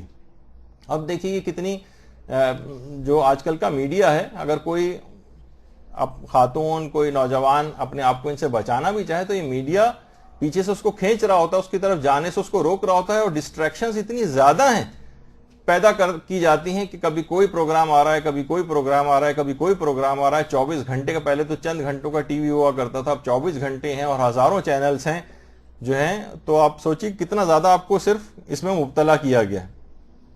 دیکھیے اللہ کا اگر عشق پیدا کرنا ہے تو اس کا قرآن نے ایک معیار بتایا ہے. قُلْ إِن كُنتُمْ تُحِبُّونَ اللَّهَ فَاتَّبِعُونِی، کہ محبت الہی کا جو ضروری مظہر ہے وہ رسول کی سیرت کی پیروی میں. کہ تم ان سے کہہ دو کہ اگر یہ خدا سے محبت کرتے ہیں تو پیغمبر اسلام کی تم کو اطاعت کرنا پڑے گی. تو ان کی احادیث کو یاد کیجئے، ان کے فرامین کو یاد کیجئے. یہی وجہ ہے کہ آیت اللہ ناصر مکارم شیرازی بھی فرماتے ہیں کہ معصومین کی محبت اگر کسی کو دل میں پیدا کرنا ہے تو ان کی سیرت کا بغور مطالعہ کریں اور ان کے فرامین کو پڑھیں تو خود بخود ان کی محبت دل کے اندر بڑھنے لگے گی. ہمارے ہاں پہلے مرحلے میں اس علم کو حاصل کرنے ہی سے روک دیا جاتا ہے، انسان اس کی طرف التفات نہیں کرتا. تو یہ لفظی زبانی جمع خرچ ہوتا ہے کہ ہمیں اہل بیت سے بہت محبت ہے، جبکہ عمل ان سے کوسوں دور ہے، ان کی سیرت کی پیروی کی کوئی پرواہ نہیں ہے. اور بتایا بھی جائے کہ یہ فرامین آپ کے لیے ائمہ نے کہیں تو ہم بالکل ان کے اوپر توجہ دینے کو تیار نہیں ہوتے. تو دیکھیے، اور پھر اسی کے اندر غیر اللہ کی محبت کا پھر مزہ چکھنا پڑتا ہے اور وہ عذاب کے طور پر مبتلا ہوتی ہے کہ پروردگار اپنی محبت ان کے دلوں سے اس انداز سے نکال لیتا ہے. تو دیکھیے کتنی قرآنی آیتیں بھی ایسی ہیں کہ جس کے اندر باقاعدہ اس کا معیار بتایا گیا ہے کہ پروردگار نے کہا ہم ایسی قوم کو عنقریب لے کر آئیں گے کہ یحبہم و یحبونہ، کہ وہ اللہ سے محبت کرتی ہوگی اور اللہ اس سے محبت کرتا ہوگا. لیکن اس کا معیار بھی بتایا اور 4 شرطیں اس کے اندر بتائی گئیں. 4 شرطیں اللہ کی محبت کی 4 نشانیاں اس آیت کے اندر ہیں. نمبر 1 ہے مومنین سے وہ نرم رویہ اختیار کرتے ہوں. یہ اللہ کی محبت کی نشانی اگر کوئی پیدا کرنا چاہے مومنین سے نرم رویہ اختیار کرنا شروع کر دے. اس کا مطلب یہ اگر کوئی شخص گھر میں بیوی کو تنگ کر رہا ہے، اپنی اولاد کو تنگ کر رہا ہے، یا کوئی بھی ایک رشتہ دار دوسرے، کیونکہ پوری مخلوق عیال خدا ہے، اللہ کے گھر والوں کو ایک لحاظ سے کوئی تنگ کرے تو کیسے ممکن ہے کہ اللہ اس سے راضی ہو جائے. تو جو مومنین سے نرم رویہ اختیار کرے گا، یعنی وہ جو 4 شرطیں جو پیچھے عربی عبارت کے اندر موجود تھیں وہ آپ اس کو دیکھ لیجئے گا. اس میں پہلی چیز ہے مومنین سے نرم رویہ، کہ اللہ ان سے محبت کرے گا اور وہ اللہ سے محبت کریں گے. دوسری چیز ہے دشمنان خدا سے سخت رویہ، یہ اللہ سے محبت کی نشانی. تیسرا یہ ہے کہ دین کے فروغ کے لیے اپنی تمام قوتوں سے جہاد کریں گے، یعنی تمام قوتوں کو بروئے کار لائیں گے. پیسہ خرچ کرنا ہوگا، مال خرچ کرنا ہوگا، وقت خرچ کرنا ہوگا، اپنے آرام کو ایک طرف کرنا ہوگا، یہ کریں گے کیونکہ ان کو اللہ سے محبت ہے. اور چوتھی اس کے اندر شرط یہ بتائی گئی کہ اس کی راہ میں کسی ملامت کرنے والے کی ملامت کی کوئی پرواہ نہیں کریں گے. اس طریقے سے کام دنیاوی عاشق بھی ہوتا ہے، کتنی ملامتیں ہو رہی ہوتی ہیں لیکن کوئی ملامت کی پرواہ نہیں کرتا. تو اسی طریقے سے اللہ کے عاشقوں کی بھی علامت کہ اللہ سے جو محبت کرتے ہیں ان کی علامت یہ ہے. اچھا یہ تو دیکھیے کہ نامحرموں سے ہم اس کی بات کر رہے ہیں کہ ان سے محبت، اللہ تو یہ یہاں تک یہ کہہ رہا ہے کہ محرم رشتہ داروں کی محبت بھی خدا کی محبت سے آگے نہیں بڑھنی چاہیے. دیکھیے اب قرآن کی ایک آیت، قُلْ إِن كَانُوا آبَاؤُكُمْ وَأَبْنَاؤُكُمْ وَإِخْوَانُكُمْ وَأَزْوَاجُكُمْ وَعَشِيرَتُكُمْ وَأَمْوَالٌ اقْتَرِفْتُمُوهَا وَتِجَارَةٌ تَخْشَوْنَ كَسَادَهَا وَمَسَاكِنُ تَرْضَوْنَهَا أَحَبَّ إِلَيْكُم مِّنَ اللَّهِ وَرَسُولِهِ وَجِهَادٍ فِي سَبِيلِهِ فَتَرَبَّصُوا حَتَّى يَأْتِيَ اللَّهُ بِأَمْرِهِ وَاللَّهُ لَا يَهْدِي الْقَوْمَ الْفَاسِقِينَ. کہہ دو اے رسول کہ اگر تمہارے باپ، سارے محرم رشتہ دار بتائیں، تمہارے باپ، تمہارے بیٹے، تمہارے بھائی، تمہاری بیویاں، تمہارے رشتہ دار، اور وہ اموال جو تم کماتے ہو، وہ تجارتیں جن کا مان پڑنے کا تمہیں خدشہ رہتا ہے، وہ بلند و بالا تمہارے مکانات جو تمہیں بہت پسند ہیں، احب الیکم من اللہ ورسولہ، اگر ان کی محبت اللہ اور رسول کی محبت سے بڑھ گئی، یہ تمہیں زیادہ عزیز ہیں اللہ اور رسول کی محبت سے اور خدا کی راہ میں جہاد کرنے سے، تو اس بات کا انتظار کرو کہ عذاب خدا تم کو آلے، اور خدا فاسقوں کی ہدایت نہیں کرتا. تو ان کی محبت اگر بڑھ جائے، جو محرم رشتہ دار ہیں، جو تمام جائز چیزیں گنوائی ہیں، تو اس کو کہا کہ تم یہ افراد جو ہیں فاسق شمار کیے جائیں گے اور عذاب الہی ان کو آلے گا، کیونکہ ان کی محبت کا اس انداز سے اگر غلبہ ہو گیا تو اس کے مظاہر یہ ہوں گے کہ پھر پروردگار کے احکامات کی مخالفت کریں گے. تو سوچیے کہ جب ایک محرم رشتہ داروں کے لیے یہ والا حکم ہے تو نامحرم رشتہ داروں سے اس قسم کے فاسقہ اور فاجرانہ جو قسم کے جو تعلق رکھنا، جس کی سختی کے ساتھ ممانعت کی گئی، پروردگار کیسے اس سلسلے میں عذاب کو نازل نہیں کرے گا. اب اگر آپ جلدی کیونکہ فوراً اگلی کلاس بھی شروع ہو رہی ہے اور بہت کچھ باقی رہ گیا ہے، مراجع کی استفتات بھی دیکھیے. اب بہت تیز رفتاری سے جاؤں گا کہ باقاعدہ آیت اللہ سیستانی سے بھی جو ہے وہ پوچھا گیا کہ کمپیوٹر اور انٹرنیٹ کے ذریعے جو نامحرموں سے مثلا اس انداز سے چیٹنگ وغیرہ کی جاتی ہے اور ایک دوسرے خطوط وغیرہ لکھے جاتے ہیں، کہا جائز نہیں۔ آیت اللہ صافی گل پائگانی سے پوچھا گیا، انہوں نے بھی کہا جائز نہیں۔ آیت اللہ وحید خراسانی کا بھی یہی ہے کہ اس طرح کی نامحرموں سے چیٹنگ وغیرہ اور بات چیت یہ جائز نہیں۔ رہبر معظم نے بھی کہا کہ جب تک، حتیٰ کہ یہ تک پوچھا گیا کہ یہ بات چیت یا اظہار عشق و محبت جو کیے جا رہا ہے اس کا مقصد یہ ہے کہ شادی کے سلسلے میں ہم اقدام کر رہے ہیں تاکہ بعد میں، کہا کہ نہیں، جب تک کہ شادی کا کوئی اقدام نہیں ہوتا یہ تمام امور جو ہیں شادی کے سلسلے میں کرنے کے لیے بھی اس کی بات کی اجازت نہیں ملے گی۔ یعنی جو اپنے الفاظ میں اتنا وقت نہیں کہ ان سب کو پورے طور پہ پڑھوں، یہ بھی آقا سیستانی سے باقاعدہ پوچھا گیا کہ کسی لڑکی کا عاشق ہونا حرام ہے؟ کہا غیر اختیاری امر پہ حکم نہیں، دل میں خیال پیدا ہوا، ظاہر ہے آپ اس کا خیال کا اپنے والدین سے مثلا اظہار کریں، شرعی طریقہ اختیار کریں، لیکن کہا کہ اس کی مقدمات اختیاری ہیں اور وہ اگر حرام ہے مقدمات تو ان کا ارتکاب نہیں کرنا چاہیے، اور عقد شرعی سے پہلے اس قسم کے تمام شہوت آمیز عمل جو ہیں وہ حرام ہیں۔ پھر کہا کہ سوال یہ پوچھا گیا کہ لڑکے اور لڑکی کی کسی بھی اسلام کی نظر میں کسی بھی لڑکے اور لڑکی کی دوستی صحیح نہیں ہے کیا؟ حتیٰ کہ وہ ایسے کام بھی انجام نہ دیں جو بھی میں نے کہا تھا کہ جنہیں اسلام نے منع کیا ہے، اور نہ ان کی دوستی شہوانی بھی نہ ہو، تو کیا تب بھی اس میں کوئی اشکال ہے، کوئی قباحت ہے؟ فرمایا گناہ میں پڑنے کا خوف ہو تو جائز نہیں، کیونکہ یہی والی چیز میں لازمی گناہ میں آتا ہے۔ عشق کے بارے میں بتائیے کیا ہے، تو آغا سیستانی نے فرمایا کہ اکثر عشق خیالی ہوتی ہے، ان کا سرچشمہ شہوت ہوتا ہے۔ اور پھر یہ بھی کہا کہ اس قسم کے جو اب اتنا وقت نہیں ہے کیونکہ بہت تیز رفتاری سے جانا ہے، تو بہرحال اگر کوئی شخص اس انداز سے گرفتار ہو رہا تو اسے شادی کے سلسلے میں اقدام جو ہے وہ کرنا چاہیے، اور اس قسم کی دوستی کو جائز قرار نہیں دیا ہے اور حرام ہے جو عام طور پہ نامحرموں کے آپس میں ہوتی ہے۔ اور عقد شرعی جب تک یہ شادی وغیرہ نہ ہو تو نامحرم لڑکے لڑکیوں کا اس طرح سے دوستی کرنا یہ گناہ کا سبب بنتا ہے اور جائز نہیں۔ دوست بنانا، نامحرم سے دوستی اور رفاقت جو ہے یہ بھی رکھنا جائز نہیں آغا سیستانی کے فتوے میں، اور تقریباً ایسے ہی دیگر مراجع کے فتاوی بھی ہیں۔ اور بغیر اس قسم کے خیالات نہ بھی ہوں تب بھی آغا سیستانی فرماتے ہیں احتیاط واجب کی بنا پر اس قسم کی عاشقانہ گفتگو یا اس انداز کی گفتگو کرنا جائز نہیں۔ بہت سے علماء نے تو یہاں تک حتیٰ کہ اگر آپ اس کے ذریعے بہت سے ایموٹیکونس جو ہے وہ ہارٹ کے اور فلاں اور اس طرح کی چیزیں جو بھیجتے ہیں، اس کو بھی جائز نہیں سمجھتے ہیں، کیونکہ یہ بھی اسی کے اندر اظہار عشق کرنے کے اندر آتا ہے جو احتیاط واجب کے طور پر جائز نہیں۔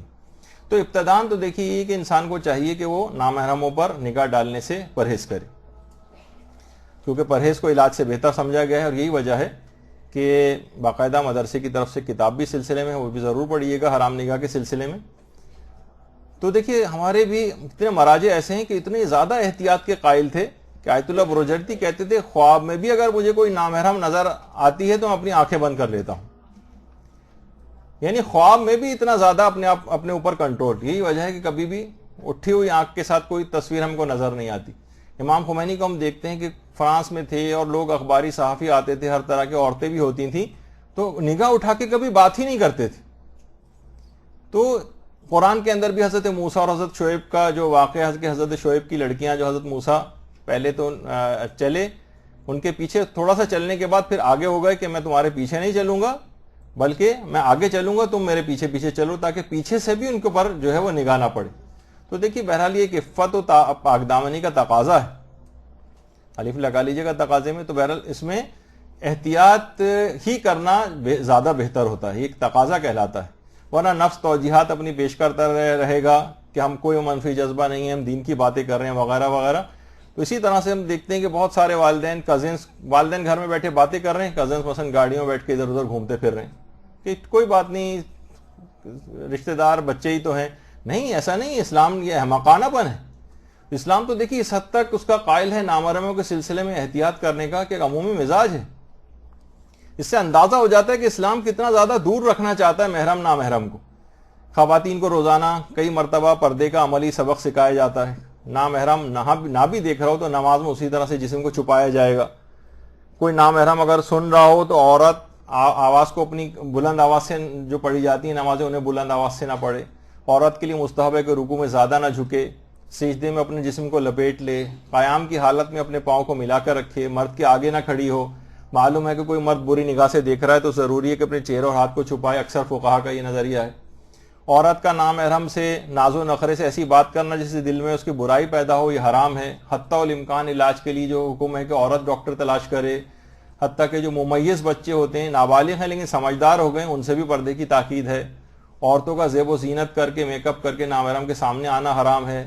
مرد نے معمول سے زائد جسم کھولا ہو تو عورت کے لیے دیکھنا حرام ہے۔ ہاتھ ملانا جائز نہیں۔ یعنی کہ اسلام کتنی احتیاطوں کا قائل ہے اس سلسلے میں، اور ہمارے معاشرے سے تمام احتیاطیں ختم ہوتی جا رہی ہیں۔ بہت سے مسائل کے اندر تو یہاں بھی فقہا کے فتاوے میں کہ جس سیٹ کے اوپر کوئی نامحرم اٹھ کے گیا اور اس کے جسم کی حدت سے وہ گرم ہو گئی تو وہاں پہ نامحرم کا کسی اور کا بیٹھنا کراہیت رکھتا ہے، یا کچھ فقہا کا یہ فتویٰ ہے۔ تو بہرحال دیکھیے اس میں احتیاط کی جائے کہ نامحرم کے اوپر جو نگاہ ڈالنا یہ شیطان کا ایک زہریلا تیر ہے۔ پیغمبر فرماتے ہیں جو شخص خدا کے خوف سے نامحرم پر نگاہ نہ ڈالے تو خدا اسے ایسا ایمان عطا کرتا ہے جس کی شیرینی وہ اپنے دل میں محسوس کرتا ہے۔ تو جب بھی روایات کے اندر ملتا ہے کتنی نگاہیں ایسی ہیں جو اپنے ساتھ جو حسرت اور تعصف لے کر آتی ہیں۔ دیکھیے شیطان پوری کوشش یہ ہوتی ہے کہ وہ حرام مناظر آپ کو دکھائے، ٹی وی کے اوپر حرام مناظر، کمپیوٹر کے اوپر حرام مناظر، تو انسان آخرت میں باقاعدہ یعنی حسرت اس کو اور افسوس ہوگا کہ میں نے اپنی آنکھوں کو کہاں جو ہے وہ لگایا ہے۔ یہی وجہ ہے کہ اس قسم کی جو فرینڈشپ آپس میں کی جاتی ہے، دوستی تو ہیں، چاہے وہ چیٹ کے اوپر فرینڈ بن گئے ہوں یا ویسے بوائے فرینڈ بن گئے ہوں۔ دیکھیے قرآن کی ایک باقاعدہ آیت ہے کہ یا ویلتی لیتنی لم اتخذ فلانا خلیلا، ہائے افسوس، قیامت کے دن کہے گا کاش میں نے فلاں شخص کو اپنا دوست نہ بنایا ہوتا، اپنا فرینڈ نہ بنایا ہوتا۔ دیکھیے قرآن کی آیت ایک لحاظ سے بالکل ویلنٹائنس ڈے کے خلاف جو ہے وہ جاتی ہے کہ قیامت کے دن باقاعدہ آگے پیچھے کی جو بھی آیات ہیں اس میں کہ دانتوں سے اپنے ہاتھوں کو کاٹے گا اور یہ جملے کہے گا کاش میں نے فلاں شخص کو اپنا دوست نہ بنایا ہوتا۔ یعنی اس کے بعد میں ایسی تباہی اور بربادی کا شکار ہوا اخروی زندگی کے اندر کہ وہ دوست بنانے کے اوپر جو ہے وہ سخت افسوس کا اظہار کرے گا۔ تو بہرحال اس کے اندر ایک حکم یہی ہے کہ جس حد تک بھی ہو سکے اس قسم کے برے دوستوں سے دور بھاگیں کہ زہریلے سانپ سے بدتر ہیں۔ سانپ تو ظاہر دنیا بھی نقصان کرتا ہے لیکن یہ آپ کی جو آخرت کی زندگی کو تباہ و برباد کر دینے والے ہیں۔ تو اب اسکول، کالج، یونیورسٹیز ان میں بھی اس قسم کے دوستوں تو انسان کو چاہیے کہ ان سے دوری اختیار کریں۔ یہی وجہ ہے کہ آیت اللہ محمد حسین طباطبائی نامحرموں سے بات چیت کے سلسلے میں بہت زیادہ تاکید کرتے تھے، بلکہ یہاں تک کہتے تھے کہ جب ہم سیر و سلوک کے مناظر کے جو منزلیں طے کر رہے تھے، ہمارے استاد نے ہم سے یہ بات کہی تھی۔ آیت اللہ طباطبائی فرماتے ہیں کہ جب تم دیکھیے سیر و سلوک کہتے ہیں خدا کی طرف منزلوں کو بلند کرتے جانا، اور سیر کہتے ہیں اس دوران جو مشاہدات ہوتے ہیں اس کو۔ تو میرے استاد نے کہا تھا کہ اگر تم مشاہدات جو تمہیں ہوں گے اس دوران اگر تم ان میں غرق ہو گئے تو تم خدا کی طرف آگے نہیں جا سکو گے۔ کہہ رہے ہیں جب ہم نے سیر و سلوک کے منازل طے کرنے شروع کیے تو جنت کی گھور میرے کمرے میں آئی، یعنی ان کو مشاہدات ہونے لگے۔ تو مجھے اپنے استاد کی بات یاد آئی، میں نے اپنے چہرے کو موڑ لیا، وہ دوسری طرف سے گھوم کر آئی، میں نے پھر اپنے چہرے کو موڑ لیا، یہاں تک کہ وہ مایوس ہو کر چلی گئی۔ تو کہنے لگے اگر میں اس کے مشاہدے کے اندر غرق ہو جاتا، اس کے حسن کی طرف راغب ہو جاتا تو پروردگار کی طرف بلند نہیں ہو سکتا تھا۔ تو اس سے آپ اندازہ لگائیں کہ بہرحال یہ اسلام کی احتیاطیں، تو نامحرموں کے سلسلے میں اسلام کتنی احتیاط کا قائل ہوگا۔ یہی وجہ ہے کہ قرآن کے اندر جو آیت آئی ہے لا تقربوا الزنا، لا تفعلوا الزنا، نہیں کہ زنا کا عمل انجام نہیں دینا بلکہ اس کے قریب بھی نہ جانا۔ یعنی جو مقدمات ہیں، دوستی ہے، فرینڈشپ ہے، بات چیت ہے، یہ تمام چیزیں اس سے دوری اختیار کرو تاکہ تم اس کے قریب بھی نہ جاؤ۔ یہ نہیں کہ تمام مراحل ہو گئے بالکل چلیں بالکل ایک انتہائی حرام کی طرف انسان نہ جائے، نہیں، اس کے قریب بھی نہ جانا، اس کا بھی یہی نظریہ ہے۔ تو اس لحاظ سے گناہ کی طرف لے جانے والی، حرام کی طرف لے جانے والی جتنے امور ہیں ان تمام سے اجتناب کرنا ضروری ہوگا، چاہے وہ ایس ایم ایس ہو، چاہے وہ چیٹنگ ہو، چاہے وہ تصاویر ہوں، چاہے تحفے تحائف کا تبادلہ ہو، چاہے ایک دوسرے کو کارڈ بھیجے جانے کا چیزیں ہوں، اظہار محبت ہو، یہ تمام چیزیں اسلام کے اندر اس انداز سے نامحرموں کے ساتھ کرنی جائز نہیں ہیں۔ اور اسلام دیکھیے اس حد تک اس سلسلے میں احتیاط کا قائل ہے کہ باقاعدہ امیر المومنین جوان عورتوں تک کو اللہم صلی علی محمد و علی محمد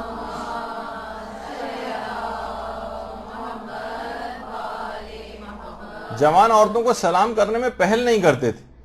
ہماری تعلیم کے لیے امام نے جملے ارشاد فرمائے، ورنہ وہ خود تو معصوم ہے، کہا میں ڈرتا ہوں کہ سلام کا جواب سننے میں ایک ایسی چیز میرے دل میں داخل ہو جائے جس کا نقصان سلام کا جواب دینے کے ثواب سے زیادہ ہو جائے، یعنی نقصان والی چیز زیادہ ہو جائے گی۔ میں اس بات کو جو ہے وہ پسند نہیں کرتا کہ بعض اوقات اس کا نقصان تو نامحرم، جب بھی فقہا نے اس پہ فتویٰ دی کہ جوان عورتوں کو خاص طور پر خود سے سلام کرنا، جب سلام ہو جائے تو جواب دے دیا جائے، لیکن خود سے سلام کرنے میں کچھ فقہا نے اس میں کراہیت ہے۔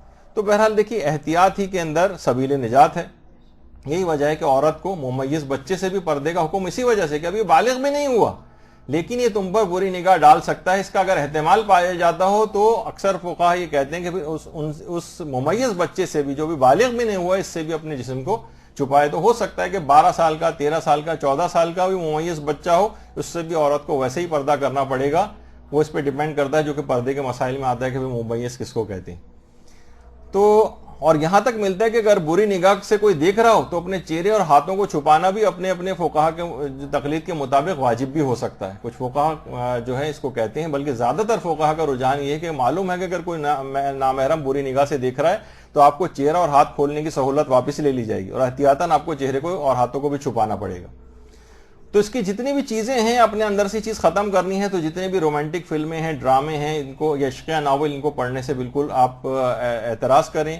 عشقیہ شاعری پڑھنے سے اور سننے سے جو ہے وہ اعتراض کریں۔ اور علماء یہ بھی کہتے ہیں کہ دیکھیے اگر مثلا بعد کی زندگی میں مثلا شوہر کو پتہ چلے میری بیوی کسی اور سے عشق فرما چکی ہے، اس کا اعتماد ان سے اٹھ جاتا ہے، اس کے دل سے وہ اتر جاتی ہے، بدگمانیاں ہونے لگتی ہیں۔ اور یہی حال مرد کے سلسلے میں بھی ہوتا ہے کہ پچھلی زندگی میں اگر ایسا کر چکا ہوں تو ناقابل اعتبار ہو جاتا ہے۔ تو نامحرم کے لیے اس انداز سے خوشبو لگانا، زینت کرنا، یہ بھی سب جائز نہیں ہوتا ہے۔ نامحرموں کے ساتھ ہر قسم کے اختلاط سے انسان پرہیز کرے اگر اس گناہ سے اپنے آپ کو بچانا ہے۔ اور اس کے ساتھ ساتھ علماء نے یہ بھی کہا کہ مال حرام سے بھی انسان پرہیز کرے، کیونکہ فکر جب اس کی پاکیزہ نہیں رہے گی اگر وہ مال حرام کھائے گا، مال حلال کھائے گا تو اس کی فکر بھی پاکیزہ ہوگی۔ تو یہی وجہ ہے کہ اکثر فقہا نے خیالی طور پر نامحرم کے متعلق برے طریقے سے سوچنا یہ بھی حرام قرار دیا ہے۔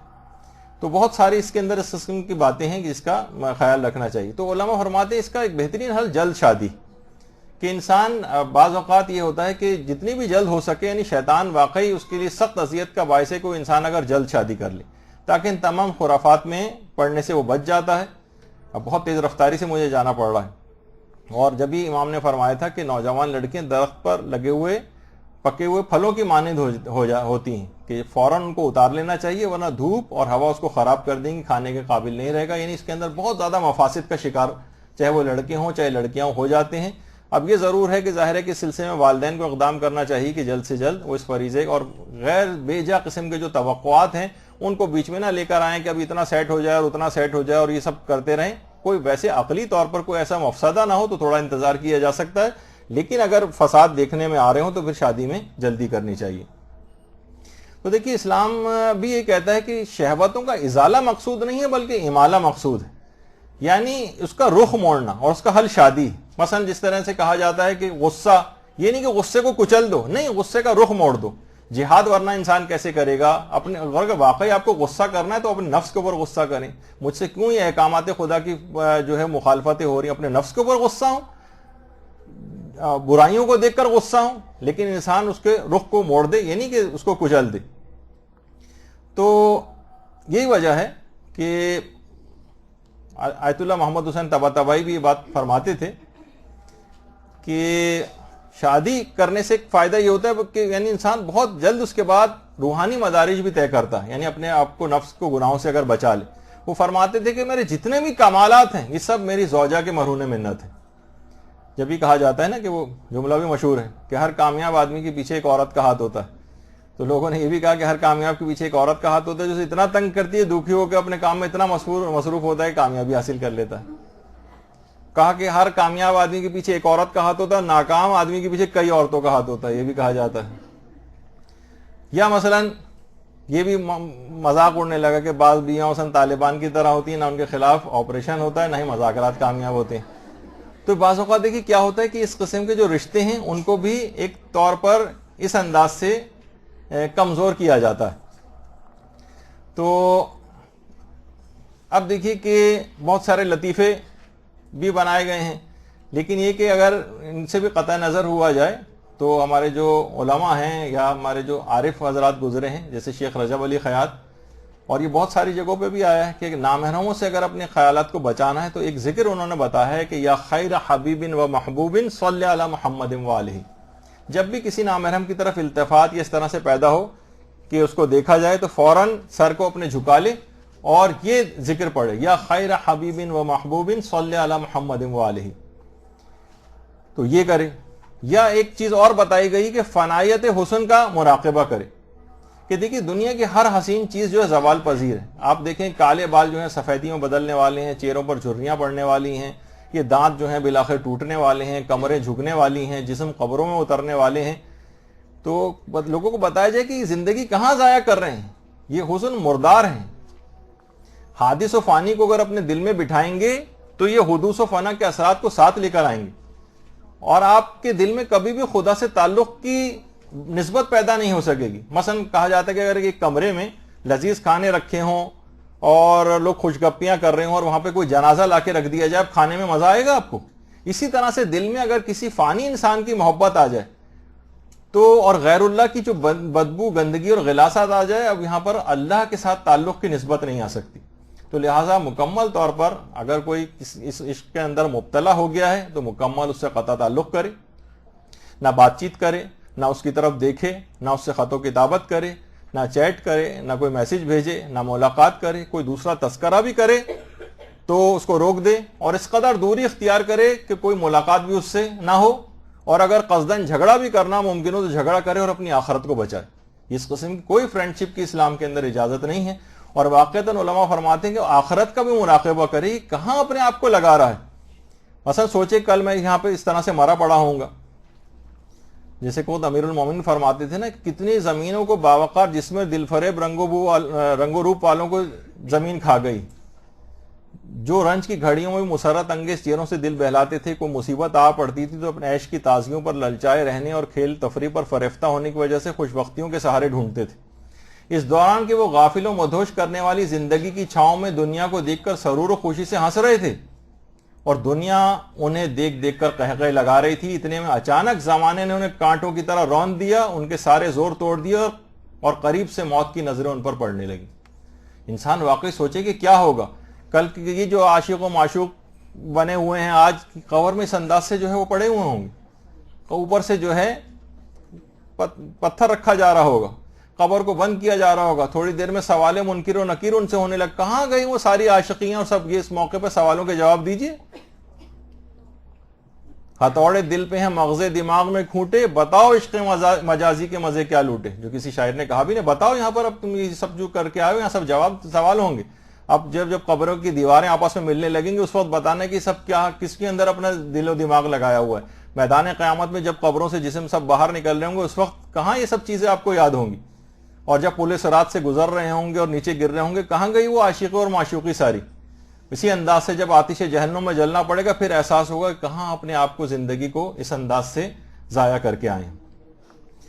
تو ہمیں سوچنا چاہیے کہ ہم یہ جو سب بدنگاہی کر رہے ہیں اس میں آخرت کا نقصان ہے. اور کوئی ایک ذات ہے یعلم خائنۃ العیون وما تخفی الصدور، جو تم آنکھوں سے خیانت کرتے ہو اس سے بھی واقف ہے، جو دلوں میں تم اپنے خیالات پکاتے ہو نامحرم کے لیے اس سے بھی اللہ واقف ہے.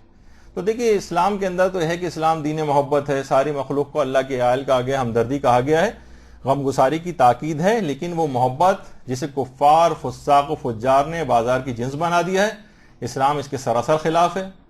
جب یہ حدیثوں میں بھی ہے کہ من تشبہ بقوم فہو منہم، اور جو بھی بری باتوں کا پرچار کرے گا اس دنیا میں اس کو دنیا اور آخرت دونوں میں عذاب علیم دیا جائے گا.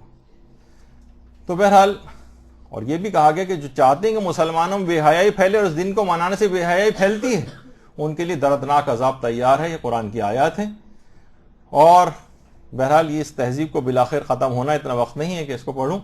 اور بس آخر میں یہ بات کہ اگرچہ ہمیں معلوم ہے کہ جو 14 فروری کا دن آنے والا ہے اس میں جو طوفان بدتمیزی پیدا ہوگا اس میں ہماری آواز ایک نقار خانے میں ایک طوطی کی سی ایک مثال ہے، لیکن ہم بھی اس آتش کدہ نمرود میں اس مینڈک کی طرح سے جو تھوڑا تھوڑا سا اپنی چوچ میں پانی لے کے اپنے منہ میں پانی لے کے آگ پہ ڈال رہا تھا، اور اپنے ایک فریضے کو ادا کر رہا تھا، ہم بھی اپنی بساط کے مطابق ایک فریضہ ادا کر رہے ہیں.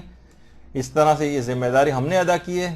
اس پیغام کو آگے پھیلانے میں آپ بھی اپنی ذمہ داری پوری کریں. کوشش کرنا ہمارا کام ہے، اس کو پائے تکمیل تک پہنچانا اللہ کا کام ہے. یہی وجہ ہے کہ امام خمینی یہ بات کہا کرتے تھے کہ خدا کی راہ میں کوشش کرتے رہو اور کبھی پیچھے نہ ہٹو، کیونکہ خدا نے تم سے کوشش مانگی ہے، نتیجہ نہیں مانگا ہے. وما علینا الا البلاغ وصلی اللہ علی محمد وآلہ الطیبین الطاہرین. اللجل اللجل يا مولا اللجل اللجل اللجل اللجل اللجل اللجل اللجل يا صاحب السماء اللجل